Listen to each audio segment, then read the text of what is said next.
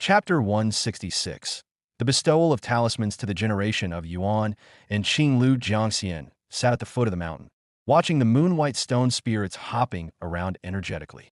These spirits, enlivened by his mana, worked diligently within the mirror, their pale blue halos casting shadows that shifted on the ground. The majority of the buildings within the mirror realm had been repaired, presenting a much more pleasing sight. For Lu Jiangxian, life within the mirror involved studying shamanic spells and observing the Leaf family outside. It was a life marked by simplicity and, at times, monotony. Such was life, caught in a cycle of resignation and boredom. Now that my study of shamanic spells has made some progress, these years haven't been wasted. He had not only developed certain cursing techniques, but had also discovered blessings and tracking spells.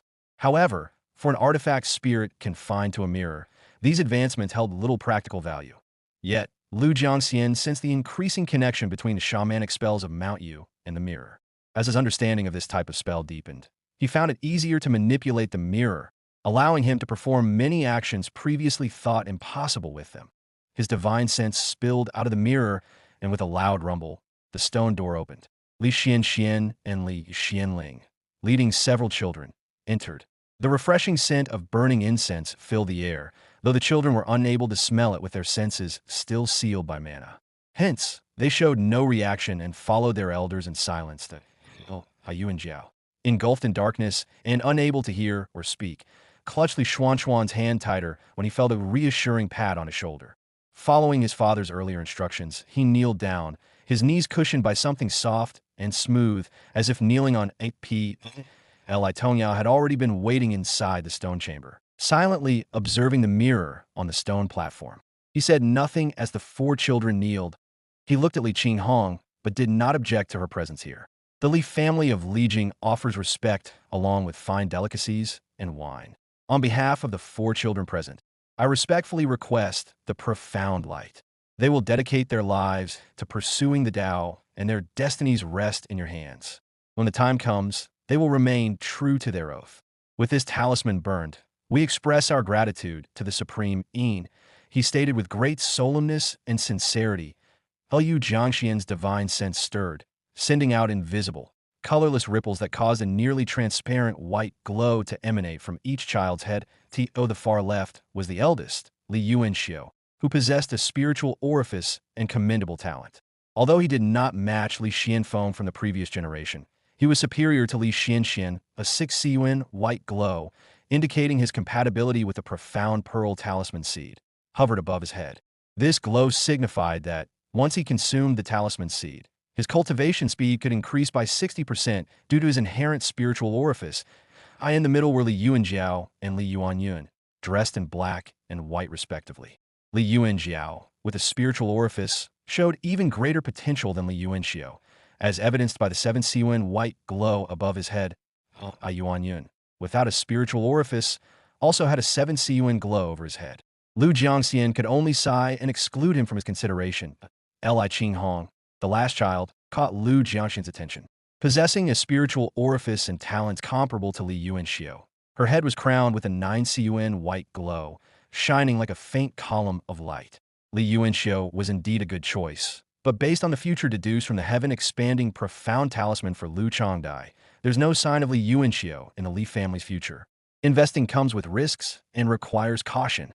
After pondering for a moment, Lu Jiangxian, like an old farmer planning his spring planting, contemplated upon which seed would yield the greatest harvest next year. The mirror floated up from the stone platform, emitting a faint white light. Though Li Tongyao wished to grant only one talisman seed to the generation of Yuan, fearing a shortage in a few years, he's unaware that I have 3 more talisman seeds hidden within the mirror. This decision is not up to him. I'll take both Li Yuanjiao and Li Qinghong. The 12 runes on the mirror lit up one by one, causing a twitch in both Li Tongyao and Li Xuanchuan's eyes, half expecting a surge of boiling white moonlight from the mirror's surface. Lu Jiangxian focused his mana, then released 2 profound pearl talisman seeds. Here stand the disciples of the Li family, who have forsaken their worldly attachments, ceased all transgression, and severed their roots of evil. To them, I bestow the profound light, initiating their journey in the path of Tao, transforming them from mere mortals to saints. They will begin with discipline and ultimately ascend to truth. I grant them a scroll of the supreme, breathing Meridian Nourishment Sutra, along with a tracing technique. Two white orbs leap from the mirror's surface like water droplets, round and beaming with white light, illuminating the courtyard in a white expanse. The children, their senses still sealed, remained unaware while Li Tongya watched on, momentarily stunned. The two profound pearl talisman seeds sunk into the Xinyang mansions between the eyebrows of both Li Yuanjiao and Li Qinghong, one after the other. Since neither had practiced the reception method, the talisman seeds did not follow the meridian pathways to settle in the Qihai acupoint, but instead remained quietly hidden at their Xinyang mansion, awaiting future activation through the given method. Li Yuanjiao felt a cool sensation on his forehead, as if something had shone upon it, while Li Qinghong frowned slightly. An image of a bright moon appeared on their foreheads, flickering briefly before vanishing. Li Xianxian was stunned. He had not expected the mirror to choose Li Yuanjiao and Li Qinghong over Li Yuanxiao. Turning to Li Tongya, he whispered, take the children out first. Li Tongya shook his head, signaling Li Xianling to take Li Yuanxiao and the three others away. Then, Li Xianxian hastily said, how shall we resolve this? As the eldest of his generation and possessing a spiritual orifice, the family is ultimately to be entrusted to Li Yuanxiao. How can we possibly hide this from him? There's no need for us to hide anything. Yuanxiao is generous and kind. He won't be jealous of his younger cousins. Li Tongya and Li Xianxian exited the stone chamber, still concerned. Li Tongya gravely added, my worry isn't about Yuanxiao. Yuanxiao himself is generous, but not all future descendants might share his temperament. With only 1 or 2 talisman seeds per generation, those who receive them may become proud. Affairs of the world suffer not from scarcity, but from uneven distribution. Over time, if we cannot manage our clan properly, it may lead to discord. Li Xianxian also fell silent. The two stood on the mountaintop for a while, facing the cold, biting north wind. Tongya murmured, for our family members, especially the direct descendants who possess a spiritual orifice or have received a talisman seed, let them be aware of the mirror's existence, but make them take a profound scenery spiritual oath to prevent leaks of information. The more people that know about this, the greater the risk of exposure. Second uncle also knows that the spiritual oath isn't foolproof. Li Xianxian added respectfully. Li Tongya shook his head and replied, we can only take it one step at a time. At the very least, we must ensure that the next generation won't be divided. The system needs to be improved over generations. There's no measure that can guarantee absolute safety forever. Meanwhile, in Lixia Prefecture, the people from Golden Tang Gate had already withdrawn. The blood and corpses in the prefecture town had been cleaned up by scavengers, leaving only scattered traces of life and white, dry bones everywhere. The now desolate prefecture town echoed with the mournful whistle of the wind, as if it were silently weeping. Corpses were left to decay and be devoured by wild animals, while the roads of Lixia were slowly being reclaimed by encroaching wild grass after being deserted for over a year. The sky above Lixia Prefecture was cloudless. From the south, a figure flew over like a shooting star. Tied around his waist were 5 or 6 medicine pouches, and he carried a long sword on his back.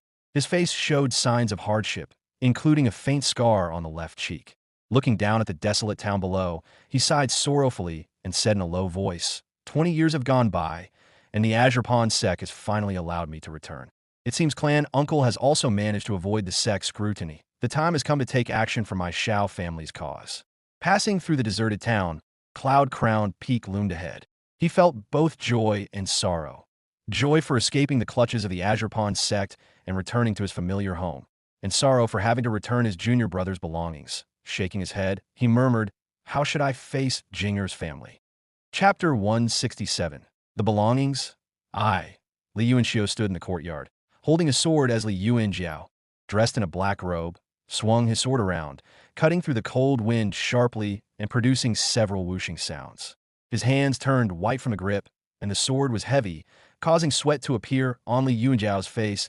Li Yuanxiao patted Li Yuanjiao's shoulder, correcting the way he held the sword, and asked warmly, Jiaoer, how long have you been practicing the profound water sword technique? A little over 2 years, Li Yuanjiao responded softly. Li Yuanxiao corrected a few of his mistakes, and then a young boy, appearing younger than Li Yuanxiao, entered. He cupped his fist to them and said, Brother, father asked for your presence on the mountain. All right. Li Yuanxiao nodded to Li Yuanyun in front of him and instructed, Go to the east courtyard and tell them I won't be dealing with affairs for now. Behind them, Li Pingyi had grown taller and more robust than his father, Li Xiaowen. He nodded in response and left while Li Yuanxiu then followed Li Yuanyun up the mountain. I Xianling was sitting in the courtyard, pondering deeply as he watched the tea leaves floating around in his cup. Li Tongya had instructed him to disclose the matter of the mirror to Li Yuanxiu and the others, filling him with worry and unease. He had already known that his son, Li Yuanyun, lacked a spiritual orifice since long ago. Even so, he still harbored some hope that the mirror might choose Li Yuanyun and resolve the issue. However, after kneeling before the mirror, Li Xianling accepted reality. With a mix of emotions in his heart, he watched his child run around on the mountain. He could not help but worry. What to do with this child? From a young age, Li Xianling saw his third uncle, Li Xiangping, show particular affection toward Li Jingtian. Now, experiencing it firsthand, he realized it was more than just simple love. To claim he felt no guilt or sorrow would be something Li Xianling could not bring himself to believe. There was then a knock at the door, and Li Yuanyun led Li Yuanxiu inside. After a long conversation the previous night about his lack of a spiritual orifice, which had left Li Yuanyun in tears, he seemed more cheerful today, almost as though trying to comfort his father. "Greetings, clan uncle," Li Yuanxiu greeted as he cupped his fist, while Li Yuanyun stepped outside tactfully. I Xianling lowered his gaze, then turned to Li Yuanxiu. "I've called you here today because there are some family matters you should be aware of, now that you've condensed the profound scenery chakra." Li Xianling had thoroughly sorted through his thoughts before summoning Li Yuanxiu today. Carefully choosing his words, he continued, "Our family has inherited a Dharma artifact from our ancestors, an extraordinary bluish-gray mirror, far surpassing the Foundation establishment realm, which is capable of performing many miracles." He described the marvelous uses of the mirror in detail, citing examples from past events. Li Yuanxiu listened with joy, and then Li Xianling continued, "Some days ago, when I took you all and sealed your senses in the courtyard, it was to seek these talisman seeds. Your younger cousins, Yuan Jiao and Qing Hong, were chosen and have already received a talisman seed in their Shenyang mansion." Without mentioning the fact that the talisman seed could be bestowed upon any individual through request, and instead emphasizing that only those favored by the mirror could receive one, was a tactful move to avoid hurting the feelings of Li Yuanxiu. The eldest of the fourth generation remained oblivious to this, reacting happily to the news. "That's truly wonderful." There was a fleeting sadness in his eyes as he quietly added, "I feel sorry for Yuanyun, though." This comment hit right at Li Xuanling's sore spot. He nodded somberly and said, "Yuanyun cannot cultivate, and there are many things he can't confide with me because I am his father. The days ahead will be tough for him. I will need you to look after him more, Xiao." Li Yuanxiu nudda sulamli. The two talked for a long time, from discussing the threatening Yu family to the remotely supportive Xiao family. Many of Li Yuanxiu's insights impressed Li Xianling. They talked late into the night before Li Xianling had him swear the profound scenery spiritual oath, then sent him off. With such a boy to lead the family, we have nothing to worry about in the future. Li Xuanling's mood had improved considerably. Watching Li Yuanxiu descend the mountain, he nodded in satisfaction and turned to continue his cultivation. Xiao Yuanxi paid a visit to his great ancestor, Xiao Shuding, and his nephew, Xiao Yongling, at home before finally being able to leave. He rode the wind along the Guli Road, passing over layers of forest until he reached the territory of the Li family. The simple misty maze formation on Mount Lijing had now been replaced by a complex, shimmering gold formation, earning Xiao Yuanxi's nod of approval.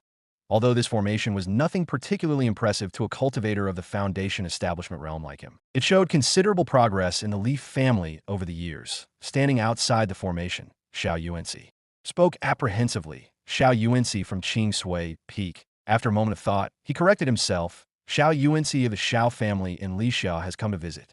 Please open the mountain gate." There was a noticeable delay before a small opening was created. Xiao Yuanxi retracted his mana and descended, only to be greeted by a junior he had never met before, but seemed oddly familiar. The junior cupped his fist and introduced himself. "Greetings, senior. I am Li Xianxian from the Li family. My elders are currently in seclusion. Please come rest in the courtyard." Xiao Yuanxi nodded lightly, holding back his curiosity about the junior's parents, and sat down. While waiting for Li Tongya and the others, he savored his tea. Just as he organized his thoughts, Li Tongya arrived at the door. After dismissing everyone else, there were only the two of them left in the courtyard. Li Tongya cupped his fist respectfully. "Greetings, senior." Xiao Yuanxi looked at him sentimentally, noticing his graying temples. You've aged. Where's Xiangping? He asked softly. Tongyao looked down, concealing the emotions that swirled in his eyes as he answered. Due to an agreement between the two sects, Mount Yu's eastward invasion had forced Xiangping to his death. Already burdened with guilt, Xiao Yuanxi felt as if a heavy hammer had struck him hard.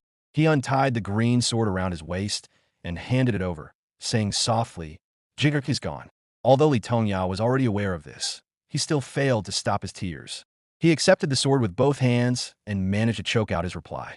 I lost my elder brother at 20 years old, then my parents and younger brothers, one after the other. Now, I'm the only one left.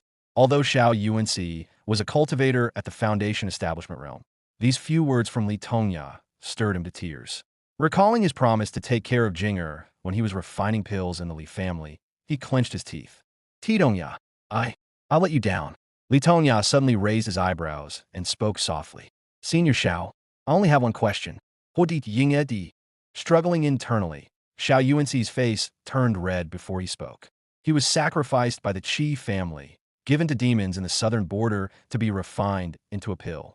My master is still locked away in the tower, and I am too powerless to do anything. So, it was the Qi family. Knowing that the Qi family held significant power within the Azurpan sect and were most capable of such deeds, Li Tongyao bowed and expressed his gratitude. Thank you, senior. I do not deserve any of that. Xiao Yuanxi sighed as he shook his head. Eager to break the somber atmosphere, he changed the topic and said, Junior brother also entrusted me with many things to bring back, all of which I now hand over to you. The most precious among them is this Qingche sword. Upon saying this, Xiao Yuanxi pointed to the sword sheathed in his hand and explained, This sword was forged by the master of Yuanwu Peak using 7 feet of Qingming copper from Mount Azurpan, along with 32 kinds of heavenly materials and spirit items. When it was made, it wasn't at the Foundation Establishment realm. After my junior brother nurtured it day and night, aligning its sword intent with the sword body, it broke through to the Foundation Establishment realm, endowing the Qingche sword with a great degree of spirituality. It accumulated a pure, celestial moon sword intent, elevating it to a Dharma artifact of the Foundation Establishment realm. Jing'er instructed me to ensure it was returned to your family. Xiao Yuanxi shook his head and sighed. However, after it came into my possession, the sword refused to unsheath, appearing dull and lackluster even when summoned with my mana. It seems to have developed its own consciousness and refuses to be wielded by my hands. Chapter 168. The belongings to Li Tongyao examined the sword, noting its pale white tassel swaying attractively. However, just as Xiao Yuanxi had experienced, he could not draw it from its sheath either. That's proven. Xiao Yuanxi glanced sadly at the sword and continued. Secondly, Jing'er had accomplished some feats in the southern border and, knowing your family lacked legacy in alchemy, he exchanged for one. Here it is. He then produced a jade slip, radiant and inscribed with small characters. Li Tongyao took it and read the words out loud. Secrets of Alchemy. Xiao Yuanxi also handed over a storage pouch, explaining, This contains miscellaneous items, over 100 spirit stones, some talismans of the Qi cultivation realm, and a precious essence gathering pill that can increase the success rate of breaking through the Foundation Establishment realm by half. Li Tongyao quickly accepted, impressed by Li Chujing's thoughtfulness. That boy, he muttered to himself, though fondness was evident in his voice. Finally, Xiao Yuanxi took out 2 jade slips, one large and one small, placing the smaller one on the table. This is Spirit Eye Perception, a rare pupil technique good at breaking illusions. It's difficult to cultivate and was originally intended for Xiangping, who was known for his archery. He explained softly. He then handed over the larger jade slip to Li Tongyao with great care, instructing, This contains Chujing's sword techniques, compiled into the Law of Celestial Moon. He claimed it could be considered a grade 5 technique, which is extremely precious. Be sure not to let the word of this get out. It's marked with Jing'er's mana to prove I've not read it. Li Tongyao was visibly moved by the revelation of a grade 5 technique, which would even tempt a Purple Mansion realm cultivator, let alone Xiao Yuanxi, who might not have been at the Foundation Establishment realm. Then he rose to his feet and bowed his head. Tongyao is impressed by Senior's conduct. After exchanging a meaningful glance, all was understood without the need for words. Xiao Yuanxi then settled down to drink a couple of sips of tea in the silent courtyard with only the two of them. Tongyao softly asked, If I may inquire, Senior, How long do you think this matter can be kept a secret? Xiao Yuanxi set down his tea bowl, having pondered Li Tongya's thoughts for a moment. Other than a few Purple Mansion realm cultivators, probably only I and Qi Jiyun from the Qi family know about this. Qi Jiyun spends his days in seclusion and dislikes social interactions. Given the disgraceful nature of the Qi family's actions, he's unlikely to spread the word. Naturally, I won't speak of it either. Keeping it secret for another 50 years shouldn't be an issue. 50 years. Li Tongya hummed as he silently noted this time frame and thanked Xiao Yuanxi once more. The atmosphere in the courtyard suddenly grew heavy.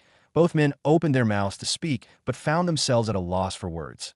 After taking another sip of his tea, Xiao Yuanxi, feeling restless, finally broke the tense silence. Great changes are looming over the Yu state.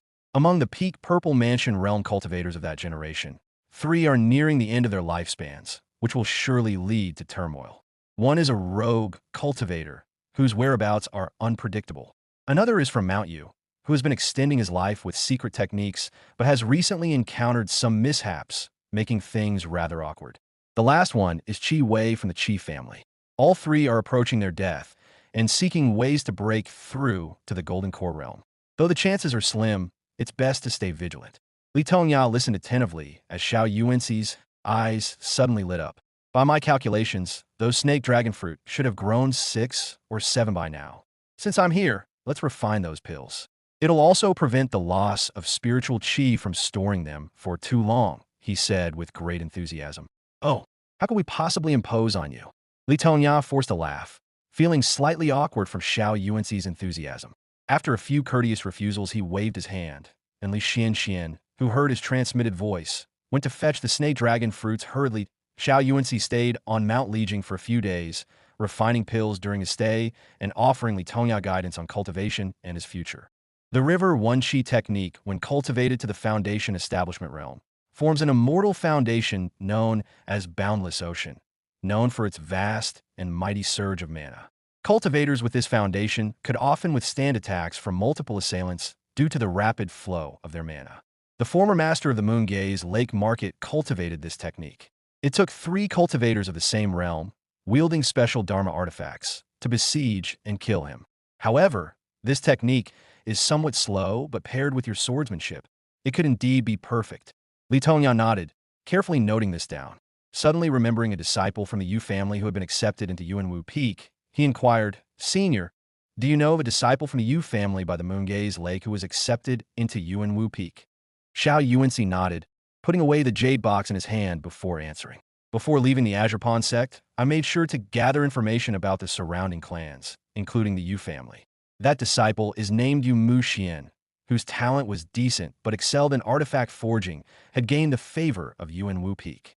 Speaking of which, Xiao Yuanxi chuckled softly and continued, I heard a curious tale about Yu Muxian.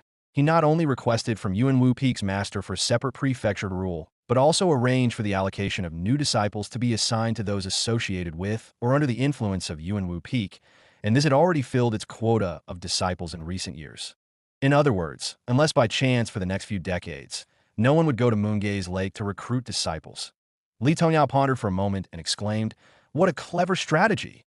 The reason why the clans by Moon Gaze Lake had not aggressively annexed each other was primarily due to their deep entanglements with various peaks of the Azure Pawn sect. Any rash action might invite censure from within the sect, and the Yu family often found this situation troublesome. However, the Peak Masters were only somewhat obligated to look after these families since they were not their guardians. The deeds of the Liu family remained fresh in everyone's minds. Such entanglements were often related to personal relationships, with the death of 1 or 2 family elders causing protection to wane and entire clans to be annihilated. Yu family strategy effectively severed most clans' future hopes. As the older generation slowly passed away, the day would come when protection faded, offering the Yu family a chance to profit. Moreover, preventing the Peaks from recruiting disciples also eliminates a significant threat. While accepting the medicinal pills handed over by Xiao Yuanxi, Li Tongya continued pondering silently, and Jingming's talent is definitely among the top in Moon Gaze Lake in a century. If he were to be accepted into the Azure Pawn sect, the Yu family's path to expansion southward would be completely blocked. Moreover, having such a genius from a neighboring family join the sect would likely keep the Yu family's head awake at night. Such a cunning plan, Yu Mugo and Yu Xiaogui must have spent a considerable amount of gifts to pave such a way for their clan. This father and son are indeed difficult to deal with. Chapter 169. Acquiring pill. Xiao Yuanci tapped the alchemy furnace in front of him, and the final batch of snake essence pills flew out instantly, glowing brightly as they circled in the air, before each landed neatly in the jade bottle in his hand. All right, from these 7 snake dragon fruit, we've managed to produce 45 pills. According to the usual rules we've established, I'll take 9, and the remaining 36 are for your family, Xiao Yuanci suggested. Haitongya shook his head repeatedly upon hearing this. Having grown far beyond the young man he once was when he first stepped onto the path of immortality by the lake. After 3 or 4 decades of cultivation by the lake, he was well aware of the usual shares in alchemy and insisted, "Senior, you're being far too generous to my family. In the realm of alchemy, if one provides their own materials and the success rate exceeds 50%, the remainder belongs entirely to the alchemist. There's no precedent for taking only after achieving a 70% yield. You've assisted my family greatly. How can we take advantage of you?" Xiao Yuanci paused before a gentle smile crossed his face. "I have already broken through to the foundation establishment realm. These snake essence pills are of no use to me. Taking these 9 is merely an effort to not break tradition. Your family has many younger members who need these pills far more than I do. There's no need for such formalities with me." "Absolutely not," Li Tongya refuted immediately. He understood that it was Xiao Yuanci's sense of obligation because of what had happened at Cheijing, and was simply wishing to make amends to the Li family. He then continued graciously, "But you're right, we do indeed urgently need these pills. I shall accept your goodwill then." After saying this, he took out 50 spirit stones from his storage pouch and placed them on the table, respectfully saying, "Since these pills are of no use to Senior, these are the spirit stones you rightfully deserve. Please accept them." Xiao Yuanci calculated quickly and realized that Li Tongya was still valuing them based on a 50% share, and the 50 spirit stones were actually more than sufficient. With a wave of his sleeve, he accepted them, not wanting to argue with him. "Well, I won't make it difficult for you then. I'll accept them." As he stood up preparing to take his leave, Xiao Yuanci suddenly remembered something and said warmly, "The Lixiao prefecture has been devastated with hardly any population left. My Xiao family will need to migrate some people over from the various families along the Gully Road. A junior will come by later to discuss the details." "Understood, Senior. Safe travels," Li Tongya quickly replied, watching as Xiao Yuanci rode his flying shuttle away, disappearing into the horizon. It was only then did Li Xianxian dare to come into the courtyard. Seeing the table filled with jade bottles, his face lit up with joy. "With these pills, the cultivation of our family members can advance further," he exclaimed gleefully. Tongya nodded, collecting the pills on the table with a wave of his sleeve. "The snake essence pill is known for its mild nature, suitable for those at the embryonic breathing realm and qi cultivation realm. They're just what our family needs right now," he remarked with an approving nod. Xianxian estimated the timing and smiled. "I've been at the peak of the embryonic breathing realm for 2 years now. With these snake essence pills, plus a talisman pill of each major realm, I have great confidence in breaking through to the qi cultivation realm." Li Tongya handed him the pills, asking softly, "Have you decided on which cultivation method to pursue? Though the Purple Thunder secret origin technique is powerful, the required profound Een Thunder liquid can only be collected during specific thunderstorms, and I can't wait that long.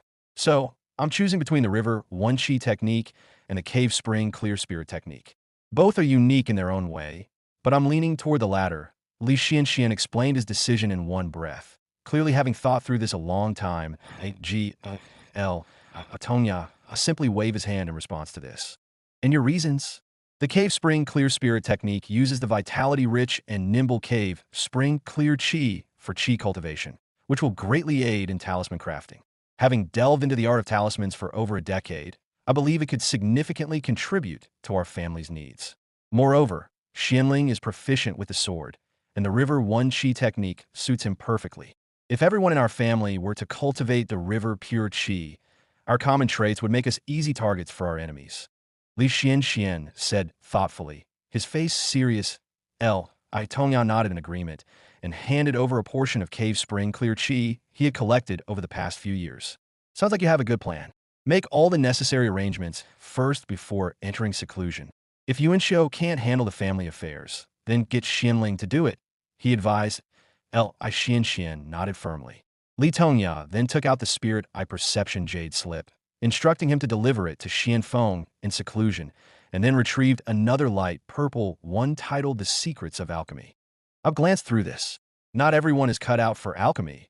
It requires a certain talent. Copy the section on conjuring pill flame from this slip and distribute it among the family's disciples. In the coming years, if anyone manages to conjure the pill flame, have them seek me out on Meiche Peak. Li Xianxian acknowledged the instructions and left. Li Tongya then picked up the sheathed Qingche sword, gazing at it for a moment before firmly grasping the hilt and exerting a gentle force. Clang! A soft white light poured forth, illuminating the courtyard with a gleam of aqua and white sword light, casting ripples of light throughout the cave. In fact, the force was so strong that it caused the sword at Li Tongya's waist to tremble resonantly. The moment Li Tongya touched the sword, he had realized that using the initial stance of the Celestial Moon Slash technique would allow him to draw this spirit blade at that time. Xiao Yuanzi was nearby, so he did not apply much force. Now, drawing the sword from its sheath, he saw the word Qingche engraved on the blade. I'm sorry that you've suffered, he whispered, his voice pained. The Qingche sword hummed in his hand, radiating a cold brilliance. Li Tongya noticed a new word coming out from the sword tassel: annihilate. Annihilate. Qingche. Li Tongya pursed his lips and sheathed the sword, then flew toward Meiche Peak. Li Xianxian, having made all the necessary arrangements, took the spiritual qi he received from Li Tongya and went to Meiche Peak for seclusion, leaving Li Xianling and Li Yuanxiu in charge of the family affairs. Li Qinghong and Li Yuanjiao had learned the reception method on the mountain and were now using the moonlight to condense the profound scenery chakra. Meanwhile, on Lijing Peak, knock. Li Yuanxiu entered the courtyard with a smile. Li Yuanjiao, who had just finished his cultivation, was practicing with his sword in the courtyard. Seeing Li Yuanxiu, he quickly greeted him with a bright smile. Big brother, come here, Yuanjiao. Li Yuanxiu ruffled up his hair and handed him a jade bottle. This is a medicinal pill that your fourth granduncle sent back. Take good care of it and use it when you're about to break through, he said warmly, his gaze tender, in order to keep Li Chejing's death a secret. Li Tongya and Li Xianxian claimed the items Xiao Yuanzi brought back as sent by Li Chejing. Li Yuanxiu and the others, not knowing the truth, naturally accepted them happily. Li Yuanjiao, having received a talisman seed and rapidly breaking through the profound scenery stage with the help of moonlight, was privy to the family secret. He had taken the spiritual oath and had been cultivating on the mountain since then. Seeing Li Yuanjiao obediently nodding and accepting it, Li Yuanxiu felt relieved that he had personally delivered the medicinal pills as instructed by Li Xianxian before his seclusion. After all, the snake essence pills are precious. It's better to deliver them personally to avoid any unsightly incidents and unnecessary trouble. Li Yuanxiu's lips curled into a small smile. Although the cultivators in the branch family had been obedient with no unsightly incidents occurring so far, he still did not trust them fully. Hence, he preferred to handle such important matters personally. Chief, while Li Yuanxiu was still deep in his thoughts, Li Pingyi and the others entered the courtyard hurriedly, coming up to him with several town managers following closely behind. Their heads were all bowed, and none of them dared to speak. Since Li Yuanxiu was managing affairs in the clan affairs courtyard, Li Pingyi naturally addressed him as the clan leader. Hearing Li Pingyi calling him chief instead of young clan head, with town managers behind him, Li Yuanxiu knew something had happened to the clan disciples. What's the trouble? I've just praised our disciples, and now there's trouble. How truly laughable. Li Pingyi did not dare to beat around the bush. Looking somewhat troubled as he responded hastily, Clan Uncle Chuyang has returned from the mines. He has already broken through to the Jade Capital stage and possesses a spiritual sense now. When he returned to town, he took a stroll on the street and, unexpectedly, with a sweep of his spiritual sense, caught several clan disciples in the courtyard. In the courtyard, what were they doing? Chapter 170. Rectifying the Atmosphere. Who are they? Have they all been caught? Li Yuanxiu asked as he stepped out of the courtyard. His voice L-O-W-L. Li Pingyi responded promptly. I've caught them red-handed. Apart from those not bearing the Li surname, there were 6 individuals in total with the Li surname. 5 of them are descendants of the illegitimate brothers of our founding ancestor, and one is my uncle. Li Pingyi's confession was delivered with a sense of shame and dread. The founding ancestor he was referring to was naturally Li Mutian. Li Pingyi's uncle was one of Li Xiaowen's siblings, specifically one of the sons of Li Yeshing. While Li Yeshing was alive, there was at least someone to keep them in check. After his death, they remained subdued for a few years, but with Li Xuan preoccupied with affairs, they eventually began to stir up trouble. I see. Li Yuanxiu left after just speaking those 2 words. Brother, I will go too. Li Yuanjiao muttered and quickly scrambled up to follow Li Yuanxiu down the mountain. Li Yuanxiu whispered a few words to Li Pingyi, who nodded and left, then led the way to the front of that courtyard in question that a crowd had gathered in front of the courtyard, with clan guards securing the area tightly. Li Xuan, looking grim-faced, stood at the entrance. Upon seeing Li Yuanxiu, he cupped his fist respectfully. Greetings, young clan head. Uncle Wan, there's no need for formalities. Li Yuanxiu responded as he entered the courtyard with him, only to witness a scene of pure chaos. The floor was littered with fruit and vegetable scraps, making it difficult to navigate through. A dozen men, bare-chested, were pressed to the ground. His clan uncle, Li Chuyang, stood by with his arms folded. Greetings, clan uncle. Li Yuanxiu said curtly as he greeted his clan uncle. Young clan head. Li Chuyang responded right away as he caught sight of him, cupping his fist and then retreating into a corner, choosing to remain silent. Li Yuanxiu noticed his graying temples. Yuanxiu surveyed the courtyard. Everyone's expressions varied. Li Xiaowen appeared ashamed, Li Chuyang calm, and the townsfolk angry and fearful, creating a heavy atmosphere. Eyes were all fixated on Li Yuanxiu. His few illegitimate brothers, whom he had barely seen since he was 6, now watched him silently from the crowd, resembling silent wolves. Li Yuanjiao, standing by his side, stared back at them coldly. Li Yuanxiu had not interacted much with his elder brothers who lived at the foot of the mountain. These 3 elder brothers lacked spiritual orifice and were not well educated, yet they had never been a bother to Li Yuanxiu. They were aware that Li Xianxian had only assigned Li Yuanxiu to manage household affairs temporarily. Li Yuanxiu, being an immortal cultivator, was destined to stay on the mountain. With 4 towns in Lijing and 3 in Huaqian, plus over a dozen scattered villages, some towns were so wealthy that the presence of immortals was the norm, while others were so poor that they barely scraped by for years. They were wary of each other, keeping a close eye on certain positions. Li Yuanxiu then focused his steely eyes on the people before him and demanded in a cold voice, "Who started this gambling den?" All eyes drifted toward one individual, who stumbled forward on his knees. It was a cultivator not bearing the surname Li, still at the profound scenery stage of embryonic breathing realm despite being in his 30s. Without a word, Li Yuanxiu advanced swiftly and drew his sword. The grayish gleam of the profound water sword aura burst forth, and with one swift strike, the man was decapitated as his head rolled on the ground. The Adam's apple in his throat was still bobbing up and down, as if pleading, "Mercy, please, young clan head." The crowd recoiled in shock. Li Yuanxiu stepped to the side, avoiding the spurt of fresh blood, and the onlookers began to wail and see or why as the crowd continued their chaotic cries. Li Pingyi arrived with a pot of boiling oil. The clan's soldiers exchanged looks with each other, understanding their task silently. They then pressed the struggling gamblers down and forced their hands to be outstretched. Gambling is a disease of the hands. Li Yuanxiu sneered coldly. Li Pingyi and his men proceeded to pour the boiling oil over the gamblers' hands, which immediately caused blisters to form. While the men were screaming in agony, Li Yuanxiu then ordered those who pulled down their trousers step forward. Li Chuyang, who had been silent in the corner, finally lifted his head.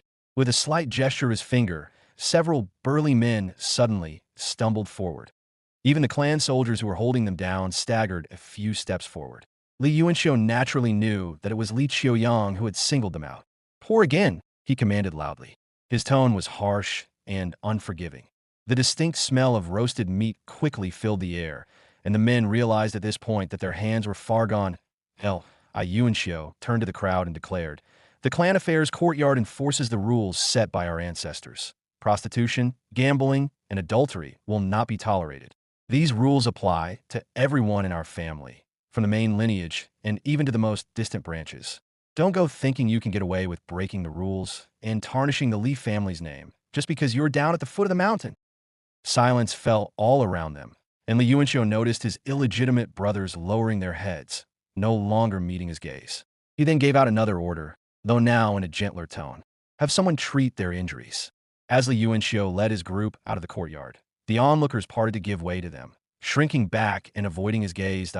Li Pingy, feeling a sense of satisfaction, stepped forward and said, "Young family head, that should shut up those uncles and clan elders who often criticize you for not being harsh enough. There's no need to mind them," Li Yuanxiu responded, walking through the dimly lit streets that he then continued. "Those people are just looking to shift more control of the 7 towns from the main family and Uncle Xiao to their own descendants. Their gossip is meaningless. Now that this is over, they'll say I'm too brutal to lead the family. Power and profit struggles are inherently dirty. It's all about slandering each other. And in the end, whoever causes the other to suffer the worst defamation gets the last word."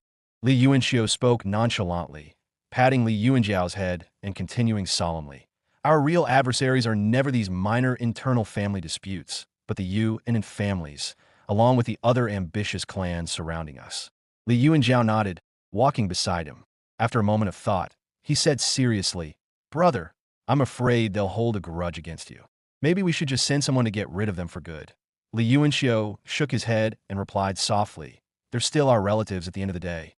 Our family is already few in number. A few notorious and begrudging mortals can't make much of a difference. The clan affairs courtyard will keep an eye on them. There's no need for drastic measures." Li Yuanjiao could only nod and say coldly, "Did you notice the looks from those few brothers of ours? They're quite frightening." Li Yuanxiu sighed slightly, causing Li Pingy behind him to step back half a step instinctively, his gaze wandering as if lost in thought. Yuanxiu shot him a glance before responding. "They're merely troublemakers without any spiritual orifice. It's not surprising that they harbor some jealousy toward us. After all, we share the same father. Yet, they were born without spiritual orifice. I'm sure they also understand the bigger picture. With them around, the outsiders can't stir up much trouble." "Understood, brother," Li Yuanjiao said thoughtfully, nodding. The two then ascended the mountain together, sharing a smile as they looked down at the darkening night below. Li Yuanjiao's black robe fluttered in the night, complementing Li Yuanxiu's pure white cloak. Having felt little fatherly love from a young age, he felt a profound sense of affection from his brother. "Brother, you are much better than father," he chirped cheerfully. Li Pingy, who was behind them, wished that he could cover both his ears at that very moment. Li Yuanxiu stared sternly at Li Yuanjiao and said righteously, "What kind of talk is that? Father is the most hard-working among all our elders. In his life, he has had little to take pride in, but instead has had to act against his nature day after day. Now, in his mid-30s, he already has a head full of gray hair. It's inevitable that he might neglect some aspects. You should be more understanding of father." Imakama Li Luanjiu Shuklat Agrain. Clutching his brother's cloak, he continued with a smile, "Brother, one day, our Li family will surely defeat the Yu and in families under our leadership. United as brothers, we are much stronger than any Yumugo or Yumushian." Li Yuanxiu laughed heartily, patting his head, his eyes filled with laughter and hope. Together, they gazed at the moonlight, walking in silence. Chapter 171. Turmoil in Mount Yu. Eastern Mount Yu. Mu Jiaomon lay on his bed, tormented by a burning sensation swirling in his mouth. His heart was cramping painfully, leaving him dry-mouthed and unable to speak. "Great king! Oh, great king!" His wives and concubines wailed around him, their cries irritating him. He bit his lip and shouted with all his might, "Shut up!" Yet, his voice was so faint it came out, sounding only like a murmur, and no one paid him any attention. They continued wailing, plunging him into further despair.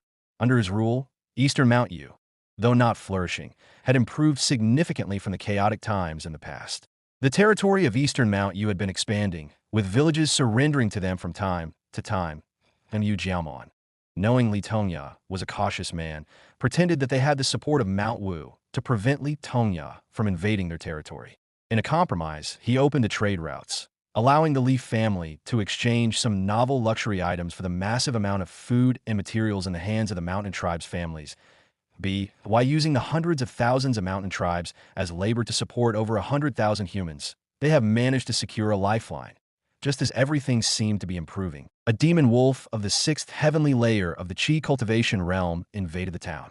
It had mysteriously traversed hundreds of miles of mountains and rivers without making a sound.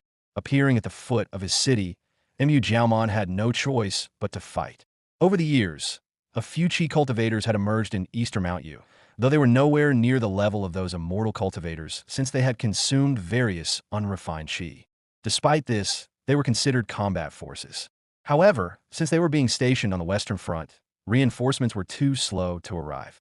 Hoping to hold out for a short while until reinforcement arrived, he did not expect the demon to possess several innate spells that left him in a bad position.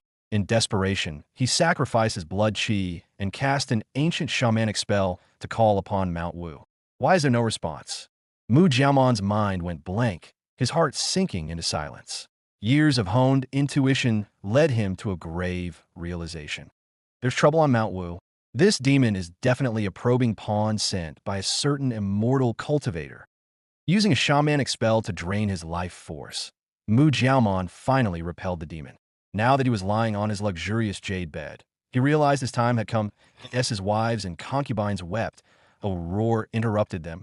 Out of the way! A burly Mount Yu tribesman, covered in talismanic tattoos, barged into the palace anxiously. The bone and jade he wore as jewelry clattered loudly. Mu Jiaomon mustered his strength and muttered weakly, "Sorry I'm late," the man cried out. Upon seeing him, Mu Jiaomon suddenly became spirited, clutching his hand and murmuring, "Pass my position to Chimu, and kill all other sons and daughters. Make sure there are no survivors." "Yes," the Mount Yu tribesman answered. "You must remember," Mu Jiaomon emphasized as tears streamed down his face. "Ensure all other children are killed. Do not let them fall under the Li family's control.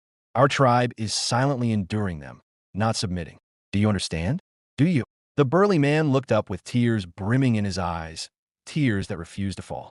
Mu Jiaomon's grip loosened, falling back onto the jade bed, lifeless. The Mount Yu tribesman wiped away his tears, lamenting loudly, "Your Majesty. Until we meet again." The city's bells tolled loudly, and Mount Yu soldiers scurried through the streets. Screams of killing and agony rose as the once high and mighty lords were dragged out and beheaded cleanly. However, a dark gray ox cart had already left the city, making its way on the rugged gully road. Several figures jumped off the cart hastily and darted toward the woods to the east. That old man truly loved Chimu. "Thankfully, we had informants in the palace, or we would have been slaughtered like pigs and dogs," one of the men said. "What should we do now, my lord?" voiced out another man. These men were clearly guards or advisors, and they closely followed their leader. The man replied, "I heard that my aunt is also a concubine in the eastern lands. Our only option now is to flee east and seek refuge with her." They oriented themselves by the stars and plunged into the dense woods, vanishing from sight. Li Tongya was in his cave dwelling, reading through the law of Celestial Moon, silently practicing the moves and occasionally praising the work. Wonderful, truly the peak of perfection. When Li Chaijing returned home and wrote down the Celestial Moon/technique, Li Tongya was just a novice in the way of the sword, never realizing the sophistication of his younger brother's sword technique. As he progressed year by year, grounded on the Celestial Moon/technique explained personally by Li Chaijing combined with his own decent talent in swordsmanship, his skill sword, quickly grasping the essence of sword chi and finally appreciating the depth of his younger brother's understanding of the sword.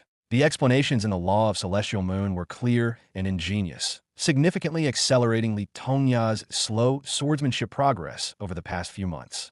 Many previously perplexing issues became clear, and he estimated that it would now take less than 10 years before he would be able to grasp the next realm of swordsmanship, the sword essence. The Celestial Moon/technique was merely the introductory form of this set of techniques, which included dozens of sophisticated combinations and variations that dazzled Li Tongya with admiration as he continued to practice diligently. Suddenly, there was a knock at the stone door. "Who is it?" Li Tongya asked as he looked up, hearing his son Li Xuanling's familiar voice. "Father, a chi cultivator from the Xiao family has arrived. It seems we might need to host them." "I understand," Li Tongya replied, pondering for a moment before standing up and leaving the cave, dwelling with Li Xianling waiting outside. Seeing his father emerge, Li Xianling let out a sigh of relief. Li Xianling was in a difficult position. There was a significant status gap between the Qi cultivation realm and embryonic breathing realm, and given the Xiao family's favors toward the Li family, not sending a Qi cultivator to receive them could be seen as disrespectful. Li Xianfeng was in seclusion, and he could not afford to distract Li Xianxian, who was on the verge of a breakthrough to the Qi cultivation realm. Chen Donghe, though a Qi cultivator, had no authority to make any decisions. It seemed that Li Tongya was the only remaining option as he was not in seclusion, hence the visit to the mountain to invite him. Li Tongya put away the Law of Celestial Moon he was reading and, together with Li Xianling, headed to the main courtyard atop Mount Lijing. There, a man in his mid-20s, dressed in a flowing robe and striking appearance, looked up at them, surprised to see Li Tongya. He quickly stood up and cupped his fist before introducing himself. Xiao Ryu from the Xiao family. It's an honor to meet you. Xiao Ryu had expected Li Xianfeng, but was pleasantly surprised and slightly nervous to see Li Tongya. Li Tongya is a peer of clan Uncle Xiao Yongling and one of the most distinguished cultivators on the Guli Road. With that in mind, Xiao Ryu said with a smile, "Your reputation precedes you. My clan uncle often speaks highly of you, and I've finally met you in person after hearing so much about you." His polite and dignified demeanor left a good impression on Li Tongya, who smiled graciously and replied softly, "Likewise, I've heard a lot about you from Xianfeng. Your willingness to accompany him into dangerous territories shows bravery." "You're flattering me, senior," he replied humbly. After exchanging pleasantries, Xiao Ryu decided to cut to the chase and stated the purpose of his visit. "I've come for two main reasons. Firstly, with 9 out of 10 homes empty in the prefecture, we need to relocate people from other areas. The Li family has the most people, and the Xiao family is willing to pay a price." "That's hardly an issue," Li Tongya interrupted with a smile. "Our Li family can provide up to 1,000 male and female workers to your clan each year. There's no need for compensation between our families." The Li family was short on many things, but definitely not people. The annual influx of refugees from Mount Yu posed a dilemma, complicating local settlements and risking cultural contamination. Sending them back seemed wasteful given their potential as a labor force. In the 7 years since the Li family took over Mount Huaqian, the population soared from 5,000 to almost 20,000, nearly reaching half the size of a prefecture city. Without the support from the several 100,000 Mount Yu tribesmen to the west, the Li family would indeed face challenges. Chapter 172. The Xiao Family Scheme. "Thank you, senior." Xiao Ryu thanked as he cupped his fist, but he did not wish to owe a favor to the Li family over a few thousand mortals. Shifting the conversation tactfully, he chose his next words with great thought and care. "However, before leaving, my elders specifically instructed that the closer the two families are, the more such minor details must be clearly settled to avoid any potential future complications. Keeping this in mind, I dare not take advantage of your generosity." Seeing him handle the matter so cleanly and with such propriety, Li Tongya regarded him even more highly. "What do you suggest then? For every batch of mortals delivered to Lixia Prefecture, our Xiao family will compensate 1 spirit stone for every 1,000 mortals." Xiao Ruyu's offer was considered generous. After all, with the Azure Pawn sect setting a precedent, all families looked up to the sect's actions. Without proper regulation, the mortals under their control were merely seen as resources to be exploited. Save for a few cultivators with special needs who might value them, most looked down upon them. "All right, let's settle it that way then," Li Tongya said in agreement. Xiao Ryu nodded, then brought up another matter. "There's also another reason for my visit. The Guli Road hasn't been maintained over a long time, with many paths becoming overgrown and hazardous due to roaming beasts. This has led to a disruption in communication between families, and only those who have attained the Qi cultivation realm can traverse the prefecture freely, which poses a significant inconvenience. Our Xiao family wishes to restore the Guli Road, establishing relay stations at the borders of each family's territory. In areas where there are gaps, the Xiao family will fill them. This way, even the embryonic, breathing realm cultivators and commoners can travel for trade, thus benefiting all families along the Guli Road." "Oh!" Li Tongya was surprised that the Xiao family would undertake such a thankless task. He pondered briefly before speaking. "For the Xiao family to lead this effort benefits my Li family greatly, and naturally, I have no reason to disagree. However, if I may be so bold, why would your esteemed family bother with such a thankless task?" Li Tongya was never one to meddle unnecessarily, but given the long-standing friendship between their families and the kindness shown by Xiao Yuanxi and Xiao Shooting to the Li family, he attempted to dissuade them. "Thank you for your concern, senior." Xiao Ryu simply smiled. On his way through Guli Road, he had met with many families, all of whom had readily agreed, though they probably were laughing behind his back. Only Li Tongya cared enough to offer advice, and Xiao Ryu was grateful for that. He then went on to explain, "The Xiao family collaborates with many clans in alchemy and smithing, supporting a third of the cultivators within Lixia Prefecture's influence. This is crucial for our family's expenditures. If we lose access to medicinal herbs and spirit minerals, it would be a significant loss. We're interested in the spirit resources along Guli Road. and I'm afraid I can't reveal more. I hope you understand. This explanation, along with Xiao Shooting's quiet achievement of the Purple Mansion realm, allowed Li Tongya to connect the dots in his mind. He had his suspicions, but chose not to press any further.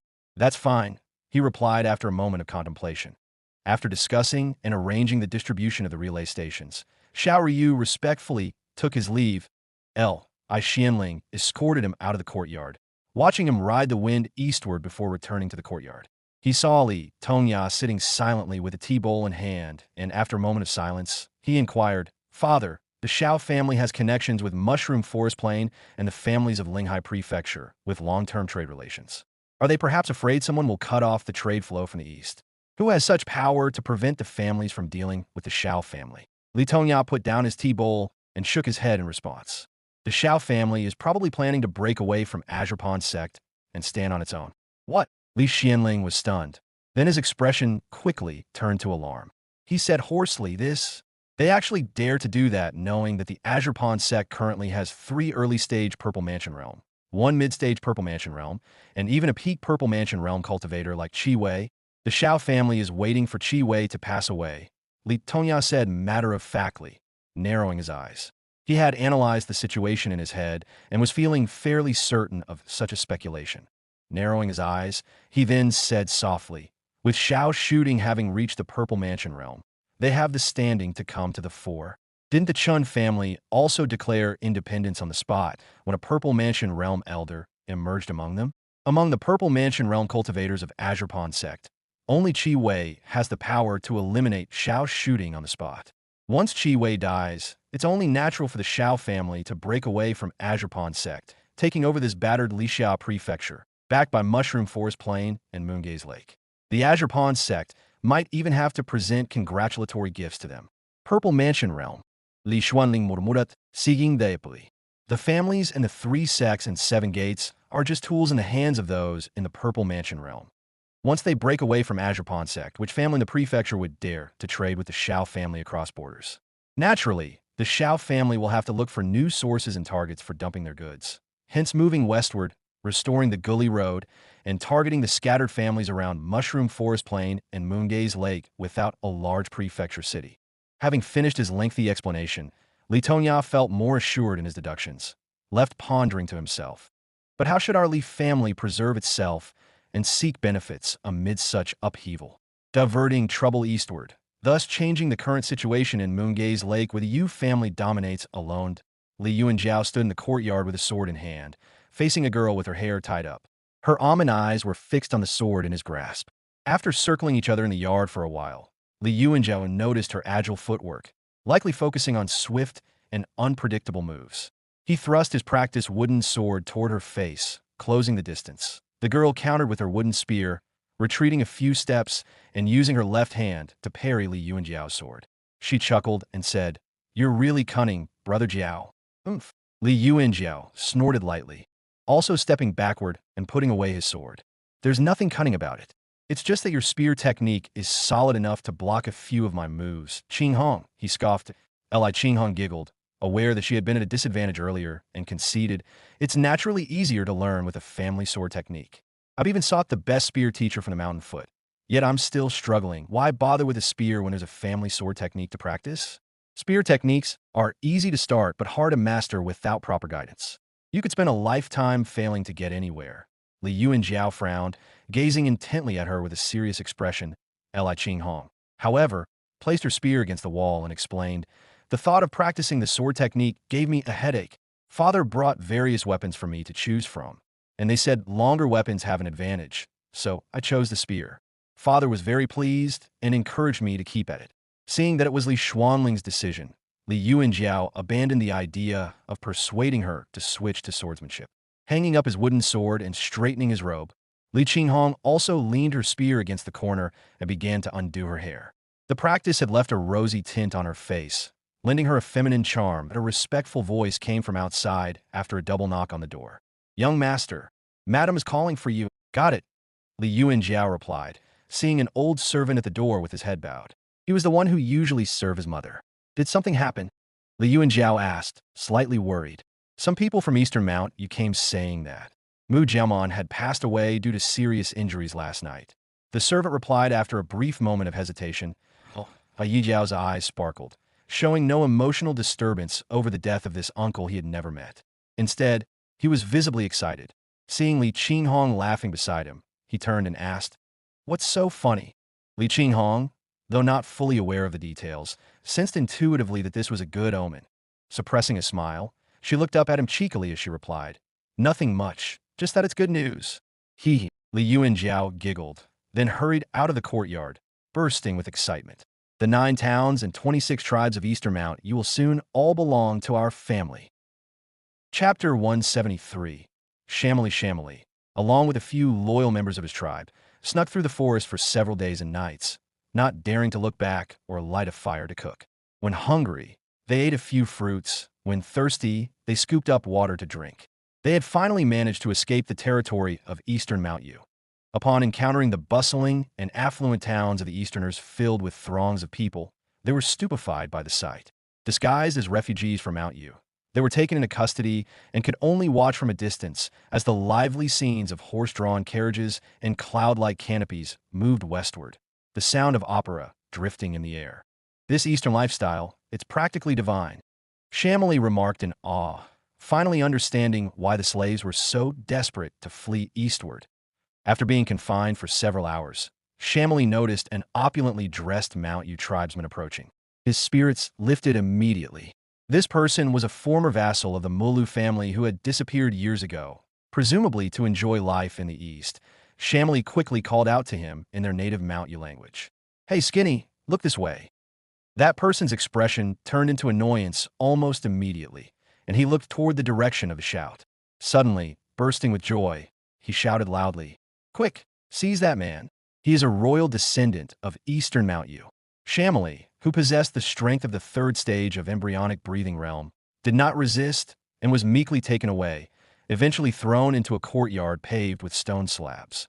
Kneeling on the cold, smooth ground, Shamily looked up timidly to see a young man about 14 or 15 years old staring back at him.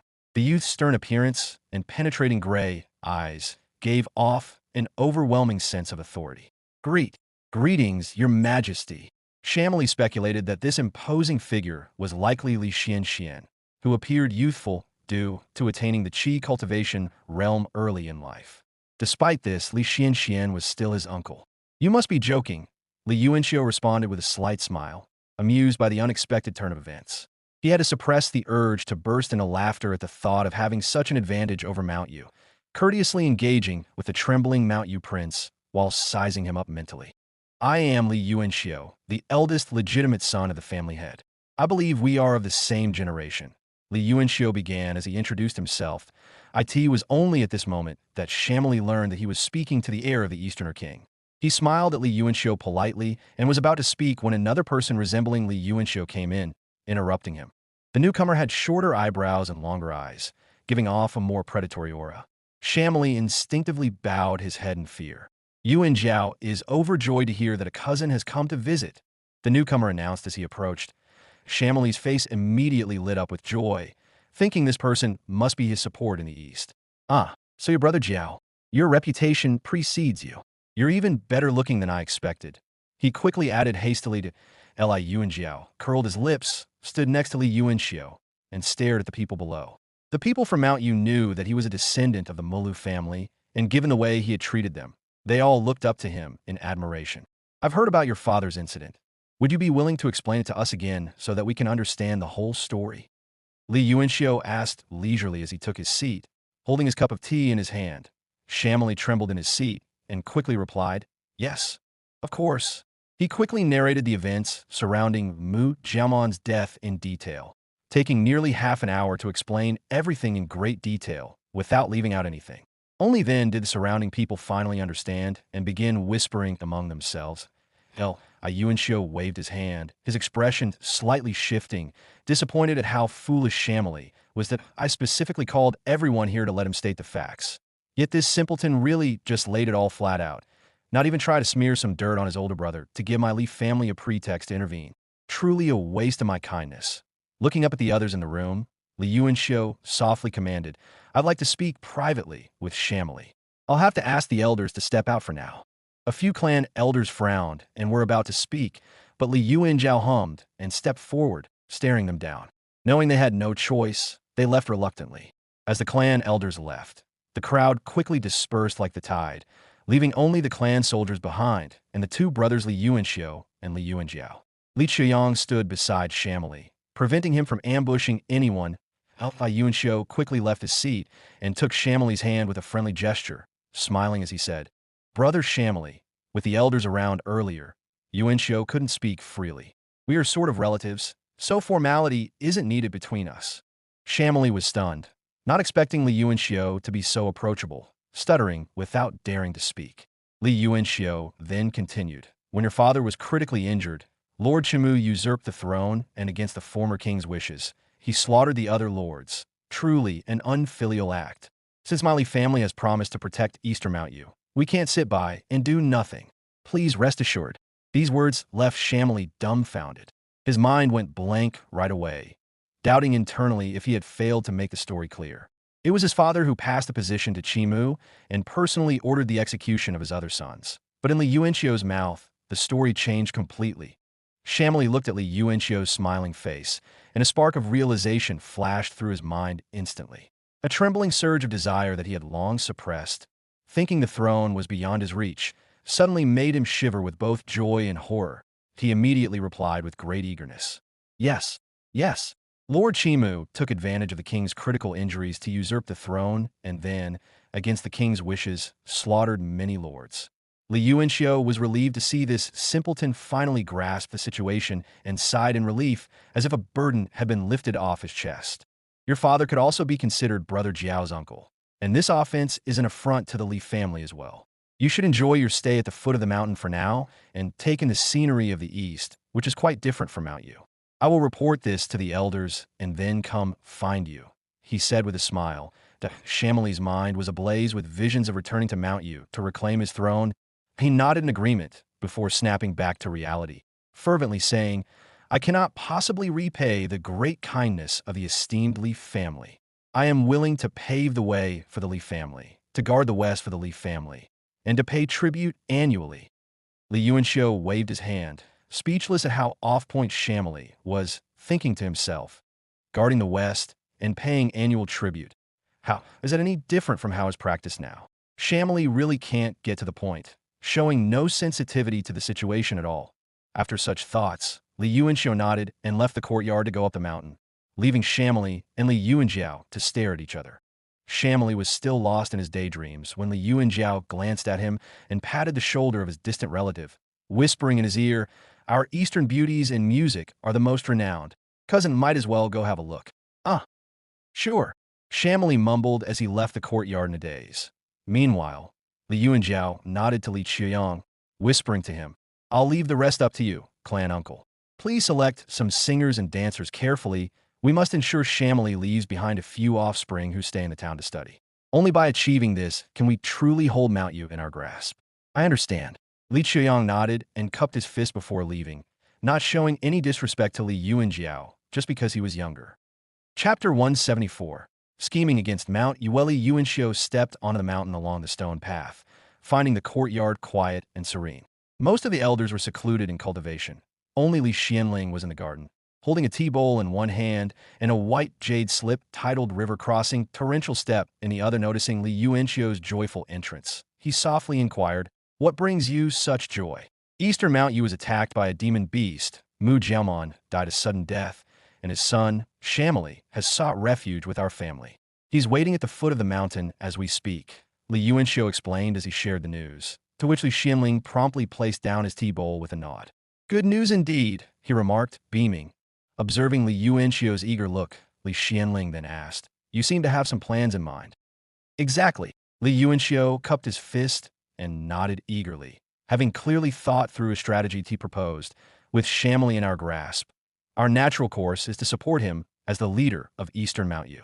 However, this is quite a complex matter. While we hold Shamili, we mustn't underestimate Mount Wu. It's prudent to gather intelligence before making any decisive moves." "Well said." Li Xianling nodded with a serious expression on his face. He then inquired, "What kind of person is Shamili? I've met him before." He appears naive and simple-minded. Even so, we must be wary of him in case he's putting up a facade for our family to see. For now, we'll entertain him with singers and dancers to probe his intentions. Ideally, he'll father a few children here, Li Yuanxiu explained. Oh, Li Xianling pondered after a pause. He's not a qi cultivator yet, is he? No, Li Yuanxiu met Li Xuanling's gaze, both having the same thought in mind. Well, Yuanxiu then suggested, we have a copy of Purple Thunder's secret origin technique. Once he has offspring here, we can bind him with a spiritual oath and grant him this technique without telling him about its side effect of infertility.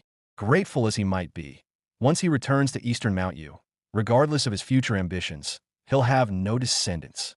Inevitably, we'll have to send a king's heir we've raised, thus keeping everything within our control. Li Xianling nodded in agreement, picking up where Li Yuanxiu left off, speaking softly. We need not refine an entire portion of profound Yin Thunder liquid. Just extract 10 to 20% of it and mix it into various unrefined qi for his cultivation will suffice. Even if the Purple Thunder secret origin technique is potent, what could possibly come of cultivating with such unrefined qi? Once he attains the qi cultivation realm, he'll only be mediocre at best, preventing him from becoming too powerful and slipping out of our control with a grade 3 technique. Li Yuanxiu nodded vigorously, his thoughts in sync with Li Xianling. It took them just a few words to each other to concoct a plot tightly ensnaring Shamali. Xianling chuckled, then said seriously, though we've made this plan, I still need to discuss it with your father to keep him informed. He's privy to many secrets, and we might as well inquire about Mount Wu. Li Yuanxiu cupped his fist and replied, then I shall proceed with making arrangements. Shamali shows a particular fondness for Brother Jiao, so his involvement will be crucial in this matter. I trust that you'll do a good job. Li Xianling encouraged with a satisfied smile. After a moment of thought, he then patted his storage pouch and pulled out several jade boxes. These contain spirit fruits of the embryonic breathing realm, mostly gifts from other families. They're good for improving cultivation progress. Our family doesn't have any recipes to make them into pills, but direct consumption can lead to a shaky foundation, thus complicating future cultivation. Therefore, they've remained unused and are losing spiritual qi to the extent of nearly becoming ordinary fruits now, he explained. Take these spirit fruits and offer them to Shamali when the time is right to accelerate his cultivation progress, ensuring his progress matches our pace. It'll be good to elevate him to the qi cultivation realm as soon as possible so we can put him to good use, he instructed. Got it. Li Yuanxiu took the jade boxes and said respectfully, Uncle's plans never cease to amaze. Xiu'er will get everything done. Watching him leave the courtyard, Li Xianling mulled over the entire plan once more before heading to Mount Meiche to find Li Tongya. Mu Jiaomon died a sudden death. Li Tongya muttered as he placed down the jade slip, just as Li Xianling finished recounting the turmoil in Mount Yu. A flicker of doubt crossed his mind that Mu Jiaomon had ways to communicate with Mount Wu. Logically, he could have enlisted the help of qi cultivators from Mount Wu by offering something in return. It's puzzling why he'd just let himself be killed by a demon beast. After pondering for a moment, Li Tongya recalled Xiao Yuanxi's mention of a Purple Mansion realm cultivator from Mount Yu nearing the end of his lifespan. Given Mount Yu's history, this Purple Mansion realm cultivator likely had the highest seniority among them and hence most respected, living nearly 600 years through several extensions of life via secret methods. The figure from Mount Wu is probably attempting to break through to the Golden Core realm. With the Xiao family also at a critical juncture, it's best to send a letter to inform them and to inquire about the specifics. This will allow us to gauge Mount Wu's current hold over Mount Yu, Li Tongya suggested. Get Donghe here, he instructed. Xianling nodded and left. Li Tongya picked up a jade slip, but after a brief consideration, opted instead for a sheet of cheaper spirit cloth to write a concise letter. After sealing the letter, he resumed reading the jade slip. Chen Donghe had attained the qi cultivation realm for over 4 years now and was currently in the early stages of the second heavenly layer. He consumed proper spiritual qi of heaven and earth for his qi cultivation and practiced with an authentic technique, thus possessing a pure, true essence that he approached respectfully. Greetings, Senior. Li Tongya waved his hand, then handed the letter to him and said, Please take a trip to the prefecture and deliver this letter directly to Senior Xiao Yuanxi of the Xiao family. If he can write a reply immediately, then bring it back with you. Understood. Chen Donghe cupped his fist and took his leave, riding the wind out of the cave dwelling at Tongya turned back to look at Li Xianling standing beside him and quietly asked, "Have you managed to condense the nascent spirit chakra?" "Yes, father. I just broke through last month." Li Tongya scanned his son with his spiritual sense and nodded approvingly. "You are 25 this year. This pace is just right. No need to rush. With a few more years of diligent practice, you should be able to break through to the qi cultivation realm before turning 30. I will keep your advice in mind." Li Xianling replied respectfully and then shared the plan that he and Li Yuanxiu came up with. Tongya listened impassively and responded, "Yuanxiu is thoughtful. Eastern Mount Yu sends not only many spirit items, but also a large quantity of food and materials to the east every year, which are crucial for the livelihood of over 100,000 people under our Li family's rule. This also indirectly affects the abundance of offerings for next year's sacrificial ritual. If Mount Wu is indeed preoccupied, we can boldly take further control of Eastern Mount Yu." "I understand. But what if that person from Mount Yu attains the Golden Core realm?" inquired Li Xianling, forever a cautious person. Tongya smiled and explained, "In the path of cultivation, it's always best to break through as early as possible on a stable foundation. Those Purple Mansion realm cultivators who wait until their lifespan is nearly over and force themselves to break through as their vitality wanes show that they're uncertain about their breakthrough. I've also reviewed numerous historical records. After the war between immortals and devils, the Yu state was established, and some individuals broke through to the Golden Core realm in that period. Later, when the Moonlight Origin Mansion withdrew from the world and the 3 sects and 7 gates emerged, there has not been any cultivator breaking through to the Golden Core realm since then, let alone those from Mount Yu." Chapter 175. The Changing Situation. Shamili spent several months on the territory of the Easterners, finally understanding what true enjoyment meant. The sight of those veiled, graceful dancers nearly made his eyes pop out of their sockets. A few of the Li family's younger members took him to watch operas, hunt, taste wine, stroll through markets, and participate in cockfights and dog races. Every day was filled with delightful living. Damn it. The folks in the West are really a bunch of fools. Shamili finally realized why those tribesmen from Mount Yu, who returned from the East, often looked down upon their Western counterparts. Life in the East was completely different. It was relaxing and comfortable. The only headache for Shamili was the complex and sensitive political life in the East. Whenever Shamili spoke, 9 times out of 10, his words would offend someone, leading them to silence him with displeased faces. Unintentionally offending people became a routine until he learned to be cautious, choosing to stay quiet and just smiling happily unless absolutely necessary. Young master. When Shamili came back to his senses, he saw someone approaching him. After a moment of recollection, he realized that this person was Li Yuanxiu's half-brother, which in Shamili's view was akin to a royal family's distant relative. He quickly replied, "Greetings, brother." The man was slightly taken aback, but since he was accustomed to Shamili's bluntness, he did not take it to heart. He smiled and asked, "Do you like these dancers?" "Yes. Of course, I like them." Shamili immediately grinned. After spending a few days here, he figured out a pattern. If he expressed his liking for something 9 times out of 10, it would be delivered to his room the next day. The only downside is the strict rules of the Easterners. Unlike at home, where you can just drag away anyone you fancy, here, you can only have these dancers. Shamili sighed in regret. Just then, the courtyard gate creaked open, and a young man in a black robe entered. Upon seeing him, everyone else bowed their heads in silence, while Shamili's eyes lit up. "Brother Zhao," he called out warmly. Li Yuanxiu entered the room, glanced around, and was pleased that the useless ones in the family could finally contribute. They got along well with Shamili and had likely extracted a lot of information from him. Seeing Shamili's visibly flushed face from mild intoxication, Li Yuanxiu placed a jade box on the table in front of Shamili, saying with a smile, "I got some spirit fruits recently and immediately thought of you, cousin. These are for you."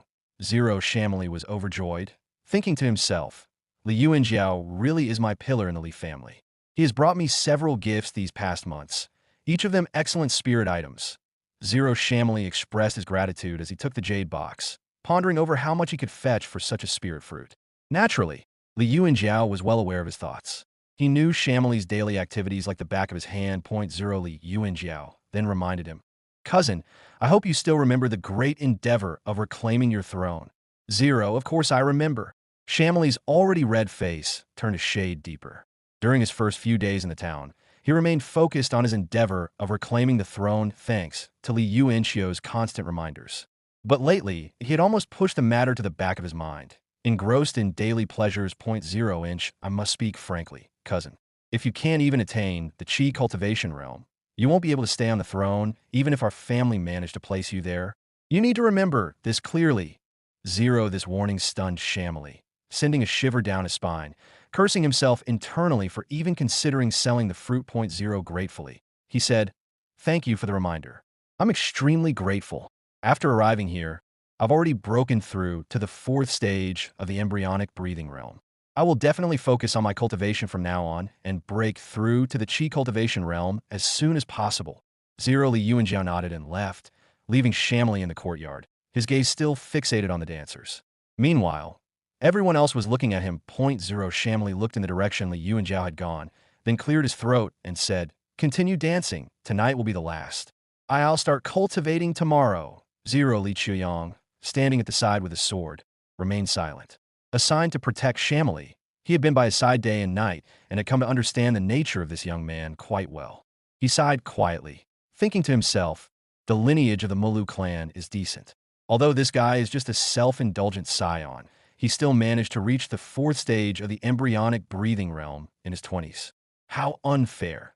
0 touching his graying sideburns, Li Chuyang realized that he was already 45 years old. Yet he had only just condensed the Jade Capital Chakra and attained the 5th stage of the embryonic breathing realm. A wave of sorrow washed over him. 0 My cultivation speed has been declining day by day. After 60, cultivators of both the embryonic breathing realm and Qi cultivation realm will see a drop in their blood Qi. I wonder if I'll ever break through to the Qi cultivation realm in this lifetime, to fly with my Qi and roam the heavens and earth. 0 I started on the path of immortality at 8 and seized every moment to cultivate diligently. I've never squandered my time away outside from completing the tasks required by my family. Yet, I might end up dying just like any other mortal, while this self-indulgent scion who spends his nights in revelry is on the verge of reaching Qi cultivation realm. Life is really unfair. 1 Hiding in the shadows, Li Chuyang looked increasingly aged, harboring a barely suppressible longing. 0 Uncle Tonya has watched me grow up since I was a child and naturally harbors a bit of affection for me as a younger family member. If I ask him for a pill, perhaps I still have a chance to break through to the Qi cultivation realm in this lifetime. 0 Li Chuyang, lost in thought, could not help but let a wistful smile cross his face, only to abruptly quell his longing. He scolded himself internally. 0 With all these talented juniors emerging in the family, not to mention Yuanxiu and Yuanjiao, even Qing Hong is making rapid progress. How could I justify wasting precious pills on an old man like me? 0 Li Chuyang bit back his impulse, resigning himself to silence, observing Shamili without uttering a word. This middle-aged man had dedicated most of his life to the family's cause, but yet, in the end, he refrained from asking for a single pill from the family. 6 inch ha ha ha. How charming. 0 Shamili's laughter echoed in the courtyard, the dim light reflecting off Li Chuyang's gray hair, highlighting his age even more. He seemed out of place amidst the lavish scene. Like a statue, he silently watched over Shamili as instructed by his family. 2 0 Inch Senior, the Shao family has received the letter and asked me to bring back their reply, expressing their thanks. 0 Chindoma knocked on the door of the cave dwelling, presenting a jade slip to Li Tonya. He accepted it and scanned it with his spiritual sense. 0 Shao Yuanxi's warm voice filled his mind. 0 Having received Brother Tonya's message today, our ancestor has already made a trip into the territory of Mount Yu. With Mount Wu sealed off and left unable to attend to other matters, the Purple Mansion Realm Cultivator of Mount Yu is preparing for a breakthrough to the Golden Core Realm within the next 6 to 7 years, during which signs will surely appear in the heavens and Earth. 0 Within the sect, I've also learned that all 12 disciples of Mount Wu are Foundation Establishment Realm cultivators who have already made deals with the 3 sects and 7 gates. Once this Purple Mansion realm dies, Mount Wu will cease to exist, with its Foundation Establishment Realm cultivators each leading people to join the 3 sects and 7 gates. 0 It's possible that 3 or 4 of them will remain within Mount Yu to establish their own sects or families under Azurpan's governance. If your clan has any ambitions, you must act swiftly after that person's death to take advantage of such an opportunity. Once the situation stabilizes and Mount Yu's foundation establishment realm has divided the territory and established relations with the sect, any further plots will become difficult. Chapter 176. The Changing Situation 2. After reading the Jade Slip, Li Tongya pondered for a while, formulating a plan in his mind. After a while, he turned and instructed Chen Donghe, "Get Xianling here." Zero Li Xianling, already waiting at the entrance, entered upon hearing the call. Zero Chen Donghe excused himself, and Li Tongya whispered softly to him, "Read this Jade Slip." Zero, after Xianling read it, he lowered his head in thought, then heard Li Tongya say, "With Mount Wu about to vanish, the West will see the rise of several Foundation Establishment Realm families under Azurpan's governance. Our Li family can seize this opportunity amidst the turmoil to take over Eastern Mount Yu." Zero Li Xianling nodded in agreement, then listened as Li Tongya declared solemnly, "Help Shamli attain the Qi cultivation realm swiftly. As Mount Wu remains sealed, we shall assist Shamli ascend the throne under the guise of minor upheaval and secretly gain control over Eastern Mount Yu. Once Mount Yu's Purple Mansion realm cultivator dies, we'll immediately claim Eastern Mount Yu for our Li family using the Azurpan sect's name. Those Foundation Establishment realm cultivators from Mount Yu, having just lost their backing, won't dare to act rashly." "Zero, I understand," Li Xianling replied in a respectful tone, pondering for a moment before speaking softly. "When those Foundation Establishment realm cultivators have divided their territories and become part of Azurpan's sect, they will learn of the Sword Immortal's fame and would not dare to oppose our family. It's likely they will even seek to ingratiate themselves with us like the Yu family. If handled properly, our Li family can gain the territory of Eastern Mountain Yu without any effort." Zero, correct. Li Tongya nodded, then proceeded to give him his next instructions. 0 inch, there's still a few years left. Take a snake essence pill with you, and feed Shamli with them until he reaches the Qi cultivation realm. Zero, nurturing Shamli to reach the Qi cultivation realm within 6 years was somewhat challenging, but not impossible. After all, it only required breaking through 2 stages, unlike normal cultivation, which required steady progress step by step. They could just invest in him with spirit stones and spirit fruits without caring about the stability of his foundation. Besides, the consumption of unrefined qi was easier than proper spiritual qi from the environment. However, this also meant that his cultivation progress would suffer in the future, forever unable to attain the Foundation Establishment realm. 0 inch, I'll make sure it happens. Li Xianling replied, ready to leave when Li Tongya suddenly stopped him, asking who is currently looking after Shamli. 0, it's brother Qiuyang. Father, Li Xianling answered. 0 Li Tongya calculated the time, saying gravely, Li Qiuyang should be around 45 by now, and I heard he had just recently broken through to the 5th stage of the embryonic breathing realm. Shamli is an outsider after all. Although these spirit items are for acquiring the territory of Eastern Mountain Yu, we can't explicitly say so.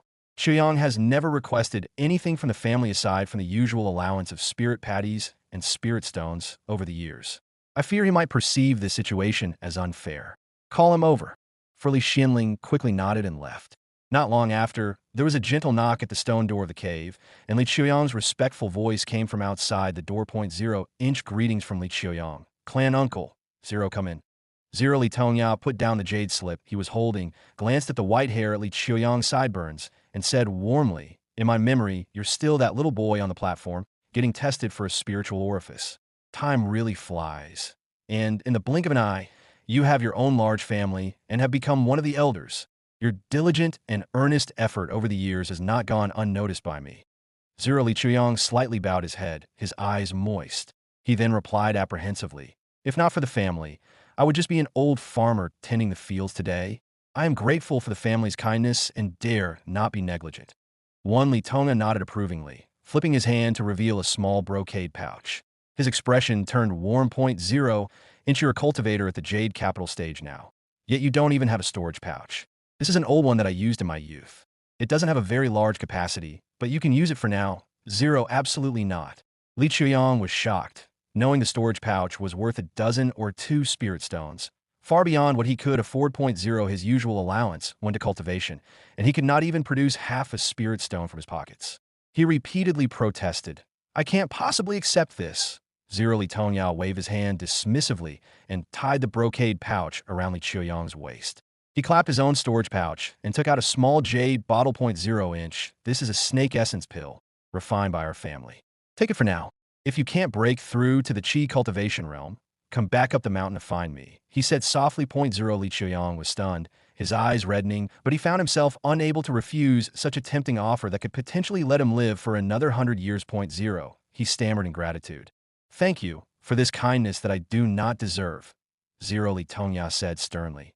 Nonsense. You deserve this more than the younger generations in the family. Over the past 30 years, you've taken care of our spirit fields, guarded the mine, and eliminated demon beasts. There's no one more dedicated in our family than you. For tears welled up in Li Qiuyang's eyes as he continuously thanked him.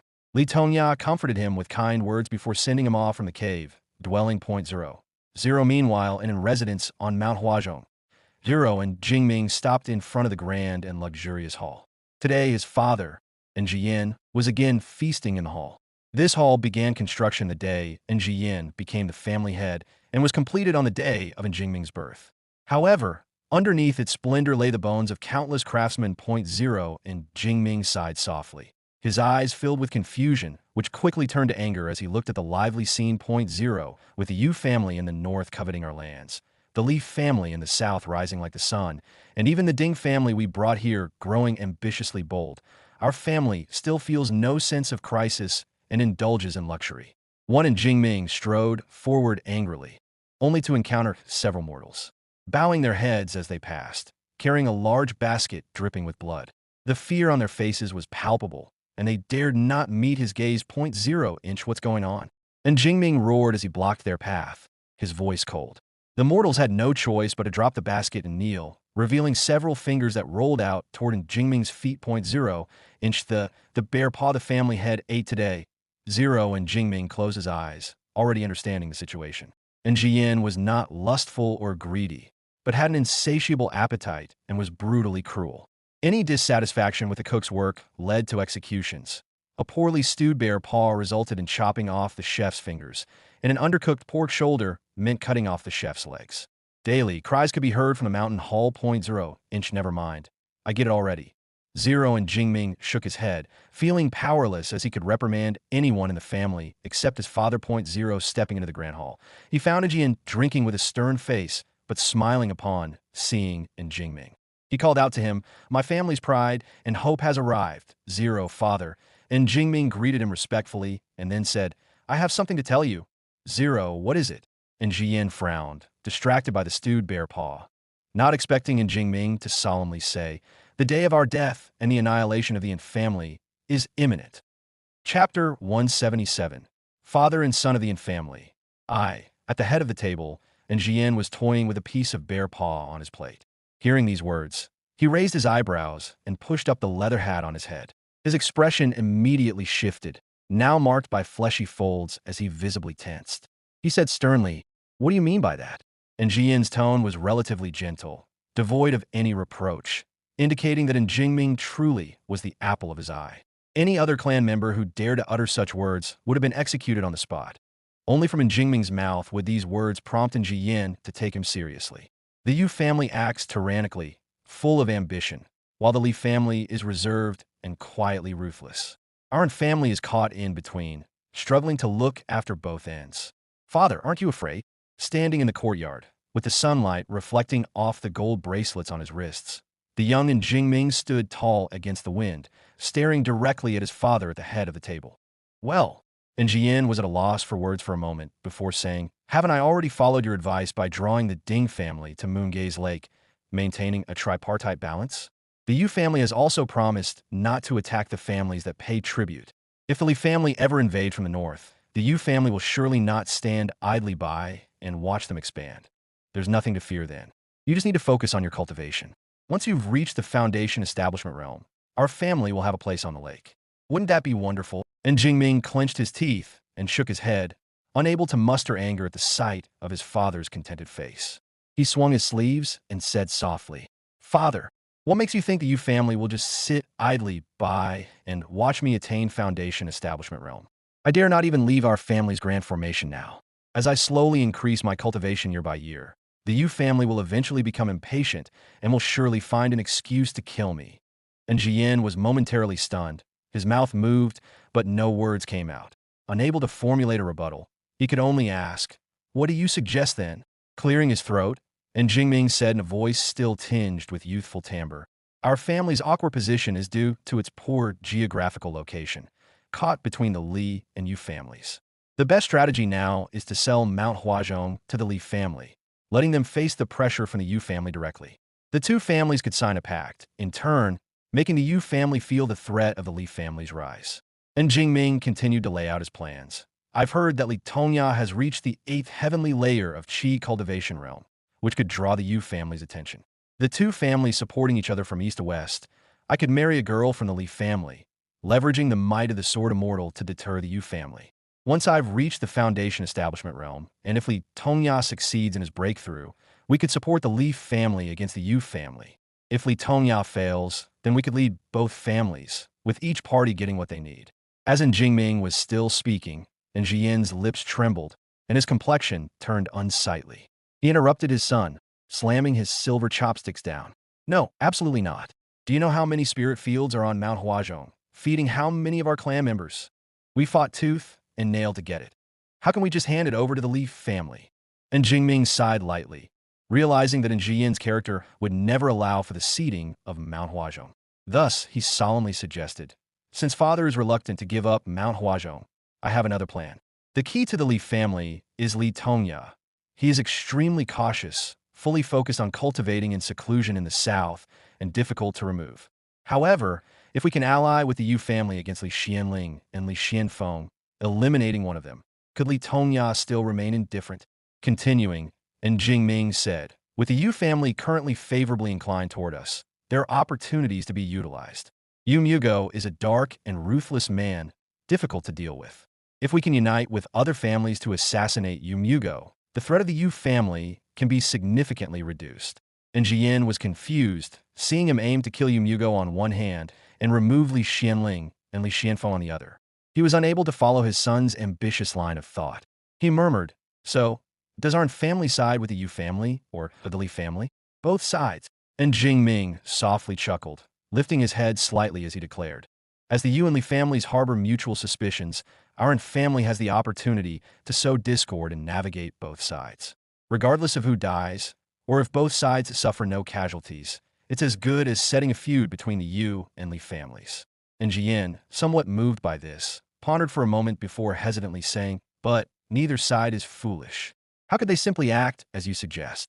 "Don't worry, father," and Jingming assured, "it is precisely because neither side is foolish and they are wary of each other.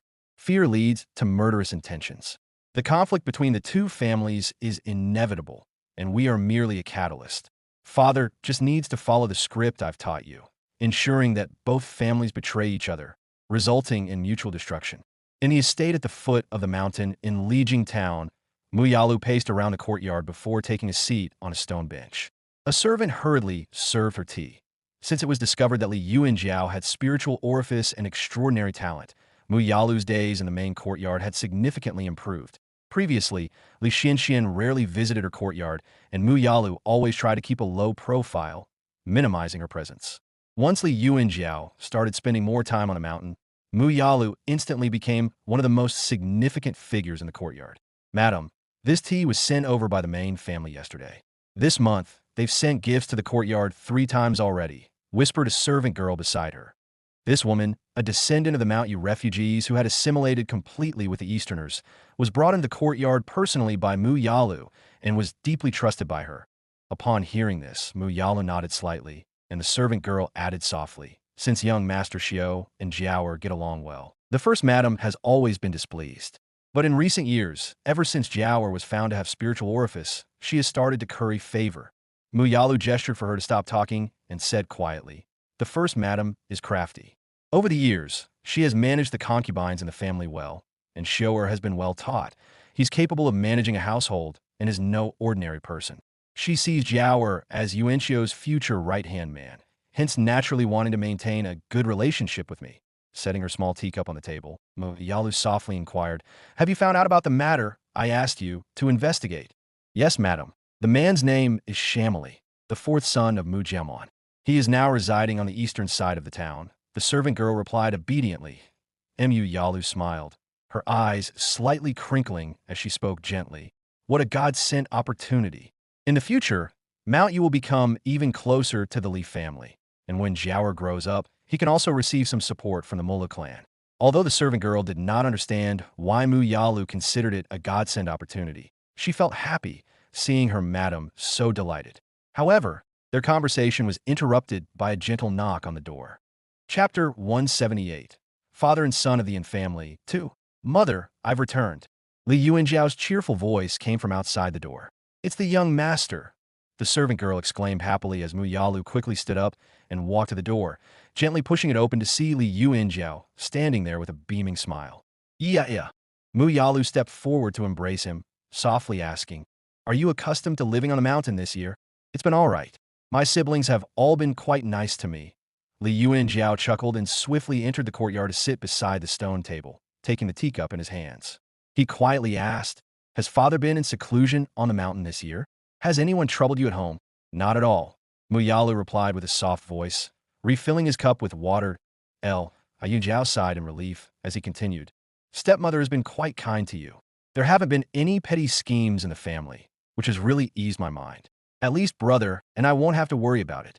As Mu Yalu nodded and smiled, Li Yuanjiao paused before seriously adding, I've been dealing with affairs in the clan affairs courtyard with brother these past few days and learned quite a lot. Mu Yalu raised an eyebrow at him, observing as Li Yuanjiao put down his teacup. He then whispered, Mother, have you sent someone to inquire about Shamli's news? Mu Yalu was momentarily shocked, nodding with a hint of unease before she responded meekly. Yes, Li Yuanjiao shook his head, advising, Mother, given your sensitive status, it's better to have someone ask me these things directly on the mountain. In the future, avoid inquiring yourself. Li family's territory is not like Eastern Mount Yu.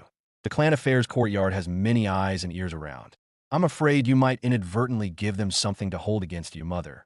Mu Yalu was instantly alarmed and anxious, her voice filled with concern as she asked, Could this lead to any consequences? Has Mother caused you trouble? It's nothing serious, Li Yuanjiao reassured, taking a sip of his tea and smiling.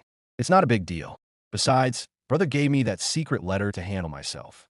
I just wanted to remind Mother, he continued with a small grin. That's a relief. Mu Yalu sighed softly. After a brief exchange, she had the servant girl leave and then softly asked, Does Lord Yuanxiu treat you the same as before? Yes, Li Yuanjiao's voice lowered in response. In our family, where only my brother from the direct lineage can cultivate, and with the family being sparse in numbers, regardless of legitimacy or gender, all descendants with spiritual orifices are treated equally. I haven't faced any mistreatment. On the contrary, I've received tremendous benefits. That's very good. Mu Yalu visibly relaxed, only for Li Yuanjiao to continue. I've heard that the family is considering adopting me into fourth granduncle's line, who is solely focused on his cultivation in the southern border without any interest in taking a wife for himself. I came today to get your opinion on this matter. What? Mu Yalu was stunned, feeling as though fortune had suddenly smiled upon her. She asked hesitantly, You're talking about the Qing Sui Sword Immortal? Yes. Li Yuanjiao was quite shocked himself when Li Xianling confided in him about this intention.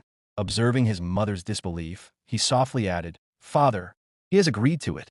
If you are fine with it, I'll become the direct descendant of the fourth lineage, which will be greatly beneficial in the future. Good.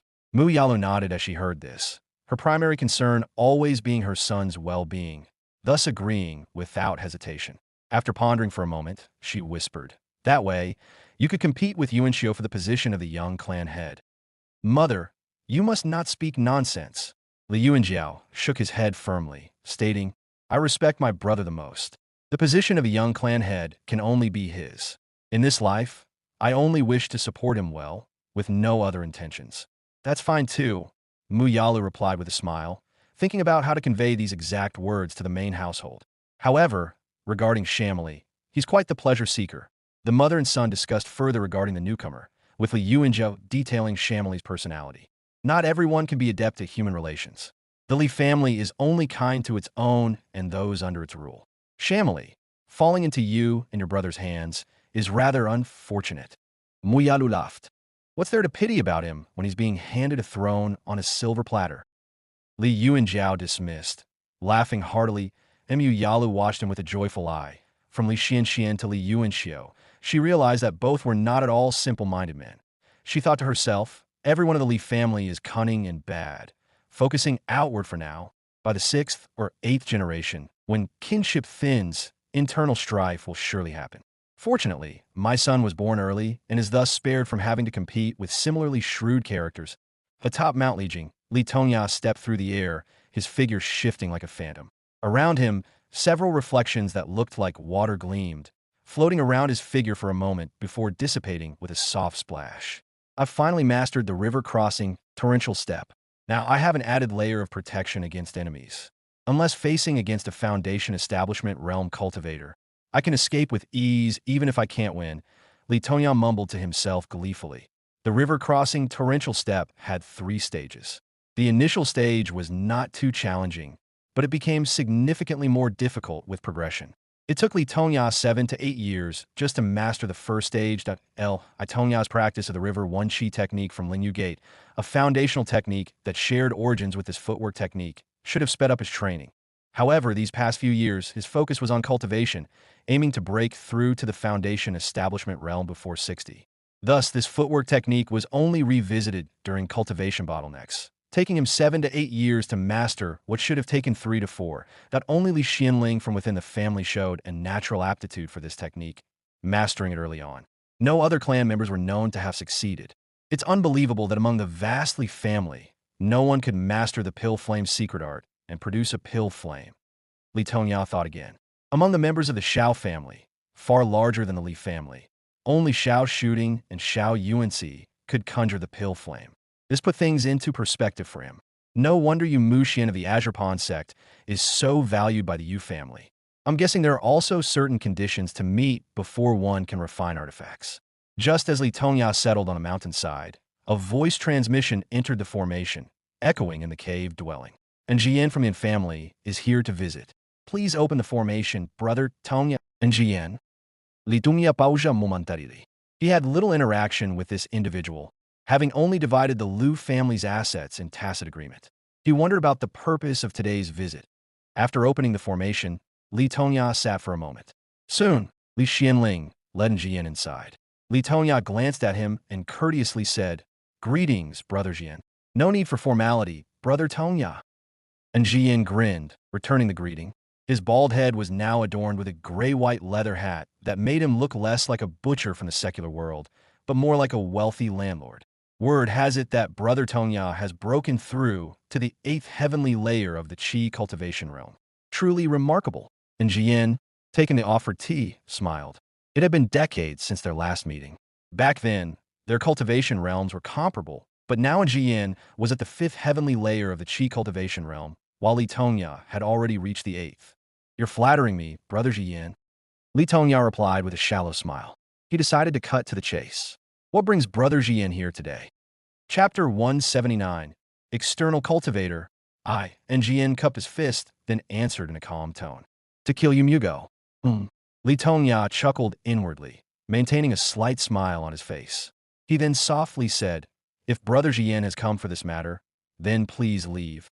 "Linger, please see the guest out," Li Tongya called out. Right away, Li Xianling, who had been silently standing in the corner, stepped forward. Engine hurriedly waved his hand, hastily saying, "Brother Tongya, please hear me out." Since Li Tongya did not plan to dismiss him so unceremoniously, he turned his head at his plea. Jian quickly continued, "Brother Tongya, although your family is protected by a sword immortal and no one dares to look down upon it, the Yu family has long harbored intentions to sweep across Moongaze Lake. Even if they dare not openly annex your family, they will certainly not refrain from acting in the shadows.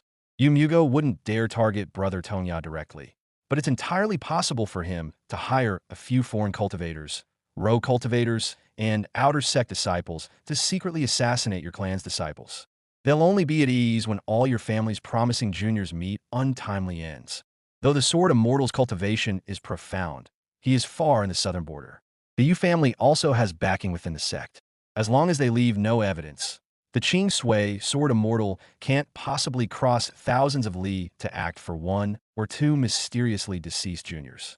And Jian laid out these points bluntly, causing Li Tongya to frown deeply. Brother Jian seems to know quite a bit about the Yu family, he remarked with a grave tone. rather than persuading Li Tongya, and Ji Yin's words only raised more suspicions in his mind. Living as neighbors for so many years, both sides had their spies in each other's territories, and Li Tongya was somewhat aware of Ji Yin's actions, that Yu Mugo is indeed ruthless enough to do such a thing. But Ji Yin has always been selfish and stingy, not someone who typically thinks in such grand terms. Why is he suddenly speaking like this today? Seeing Li Tongya silent, and Ji Yin thought he had swayed him and pressed on. Even if one does not provoke the tiger may still harbor the intent to harm. Although your family resides peacefully on its land, if the Yu family wishes to monopolize the Moongaze Lake, they will inevitably need to suppress your family. Unable to find a way to deal with Brother Tongya directly, they will certainly plot against the younger generation in your family. Li Tongya shook his head, finding an excuse to reply in a stern voice. Both Yu Mugo and Yu Mujian are of good talent. Not to mention Yu Xiao Guwei, who is at the Foundation Establishment realm.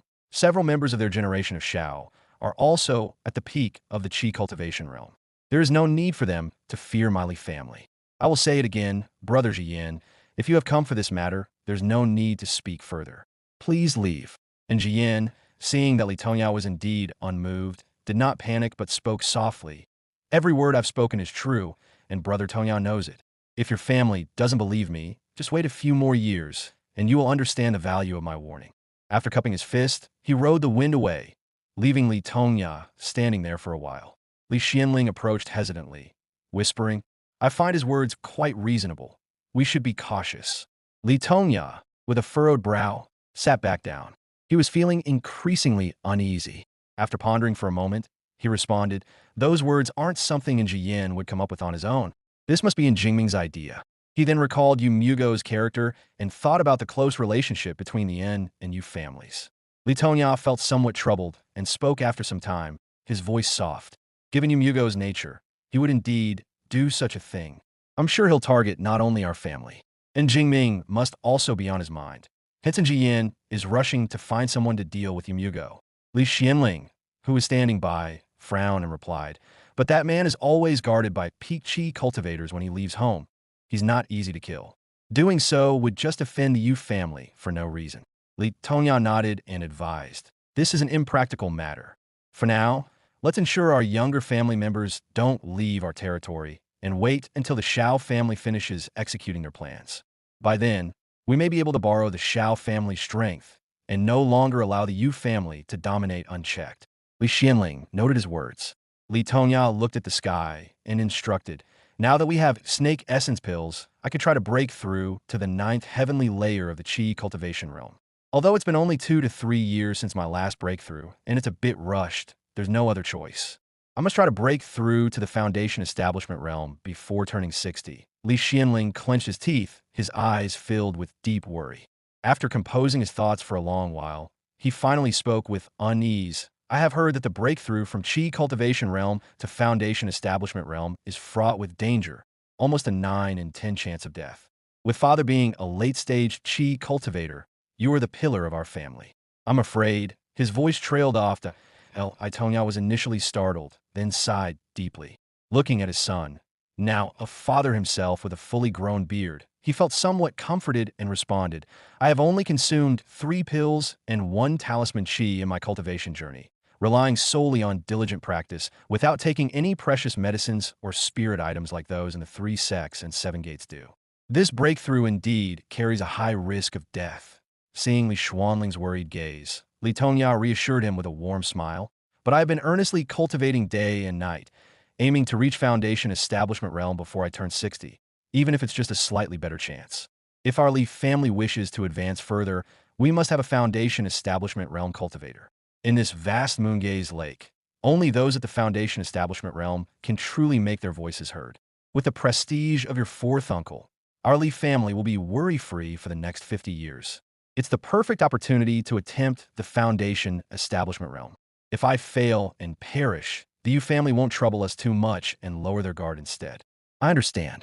Li Xianling cupped his fist, and Li Tongya nodded slightly before stepping out of the courtyard and flying toward Meiche Peak in the south. Li Xianling watched with concern, hoping that the day Li Tongya's attempt to break through to the Foundation Establishment realm would come later rather than sooner. In Lijing Town, the biggest and most lavish residence was not that of Li Xianxian at the foot of the mountain. Compared by size and splendor, Li Xuanchuan's residence would likely be ranked lower. The residences of clan uncles and elders are among the top, followed by the Chun, Lu, Run, and Tian families, with Li Xuanchuan's coming last. Chun Donghe, who had been guarding Mount Huaqian for years and cultivating with the aid of the spirit spring on the mountain, rarely returned home. To his surprise, the Chun family's estate had expanded significantly, now housing over 300 family members. Without a map listing names, it would be almost impossible to find someone. As he approached the courtyard, firecrackers sounded. He noticed that people lined both sides. His only surviving brother, now over 50 and considered the head of the household, waited respectfully at the entrance that a boy in a padded jacket stared at him intently. Recognized by Chun Donghe's spiritual sense as the special child the family had called him back for. Chapter 180, External Cultivator 2. How old are you now? Chun Donghe asked the child. 8, was the reply. Chun Donghe scrutinized the boy. He was biting his lip and staring back at Chun Donghe innocently, and he asked his next question. What is your name? Chen Mufeng, the boy answered. Standing up, Chun Donghe noticed his brother approaching respectfully, speaking in a tone of unfamiliar deference. We've asked the immortal master here in the hope that he might mentor the child.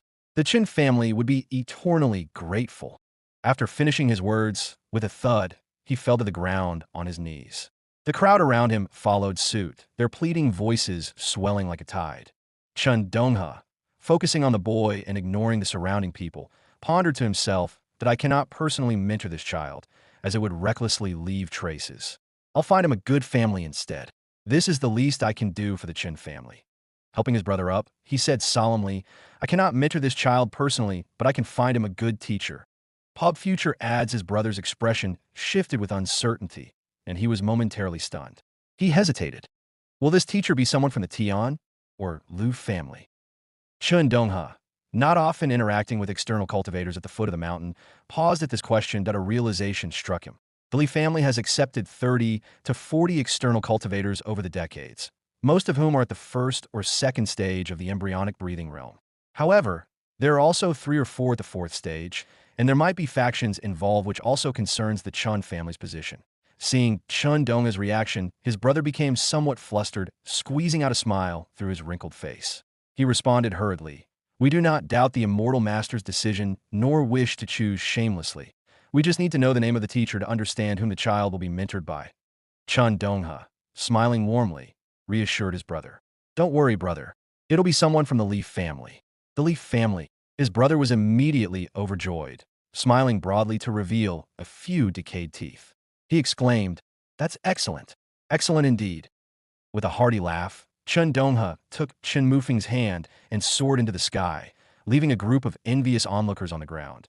Flying over the town for a while, Chun Donghe descended into a spacious courtyard with a trembling child in his arms.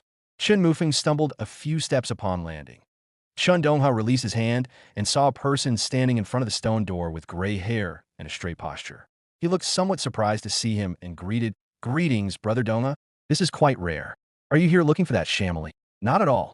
Pub Future adds Chun Donghe returned the greeting with a warm smile, pulling the child closer and softly adding, I'm here looking for Brother Chuyang. Li Chuyang stepped forward and took a seat on a stone bench in the courtyard, sweeping his spiritual sense over the area while keeping an eye on the stone door to the room where Shamily had retreated for seclusion. That he smiled. Brother Donghe, just speak your mind. Chun Donghe nodded, speaking seriously. I returned to the Chun family recently, and we have a child with a spiritual orifice. They wanted me to mentor him, but I felt it wasn't right for me to take him under my wing. I was hoping to entrust him to you. Oh, Li Chuyang lowered his head, but did not immediately agree. He observed Chen Mufeng for a while. Seeing the boy was well-behaved, Chun Donghe transmitted his voice. I've heard Brother Chuyang's sons are without spiritual orifice, which will be troublesome in the future. Why not take this child as your disciple and later marry him to one of your daughters? When you pass away in 100 years, your descendants will have someone to shelter them. This suggestion struck a chord with Li Chuyang, who immediately brightened up and began nodding vigorously. He then said solemnly, Since brother has put it this way, I will take the child under my wing. Chun Donghe laughed heartily, patting the boy's back and beaming. Call him master. Master. The boy obediently did so, and Li Chuyang warmly took his hand, asking for his birth date and name. After they had spoken, Chun Donghe then spoke softly. I have a question for Brother Chung. Pub Future adds, Go ahead. Li Chuyang replied as he looked up. Chen Dongha took out 2 small cups and a gourd from his storage pouch, filled the cups with clear wine, and then said softly, "Having practiced on Mount Huaqian for many years, I'm not very familiar with the external cultivators of our home. Could Brother Chuyang enlighten me?" "Ah, that matter." Li Chuyang was about to sip from his cup but set down the jade cup, looking toward the closed stone door before letting out a loud, hearty laugh.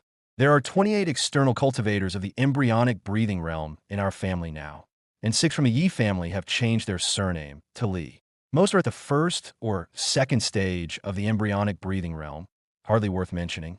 However, a few early cultivators with decent talent are noteworthy." Li Chuyang glanced at Chun Mufeng next to him, who was all ears.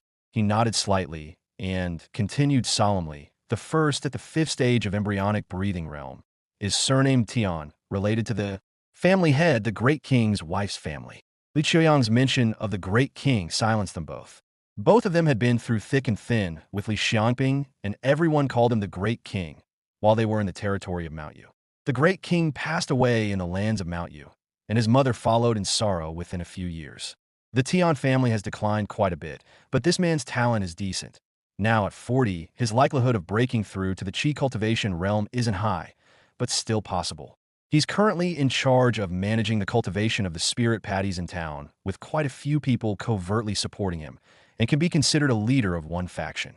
Following them are the Lu and Run families, both at the 4th stage of the embryonic breathing realm, but mostly without a chance to break through to the Qi cultivation realm, each leading a faction. Chen Dongha sipped the clear wine, frowning slightly, and asked in a low voice, "Is this known to the family?" "I wouldn't know," Li Chuyang said as he shook his head, his spiritual sense sweeping inside and outside the courtyard before whispering, "Such matters should be managed by the clan affairs courtyard. I avoid these affairs as much as possible. Who in the Li family doesn't fear the clan affairs courtyard?" Realization struck Chen Dongha, and he quickly apologized. After a moment of thought, he asked, "Is the struggle intense?" "It used to be manageable." Li Chuyang's voice had grown even lower, the shallow wrinkles at the corners of his eyes becoming even more evident in the dim light. He softly continued, "After all, each family has its interests, and the output of each spirit field differs. So does the stipend provided. These people used to vie for the better fields to skive off, and no one was willing to take the barren ones. Since the young Master Xiao took over, the factions have become increasingly antagonistic. Many people have been squeezed into the barren lands due to their disputes, having no choice but to toil thanklessly." "I see," Chen Dongha responded as he nodded slightly, pondering deeply to himself. "This matter probably needs to be reported to the family for Li Xianling and others to decide, to prevent long-term issues from brewing." After bidding farewell to Li Chuyang, he flew away from the courtyard and headed toward the mountain, leaving Li Chuyang in the courtyard silently watching his departure direction.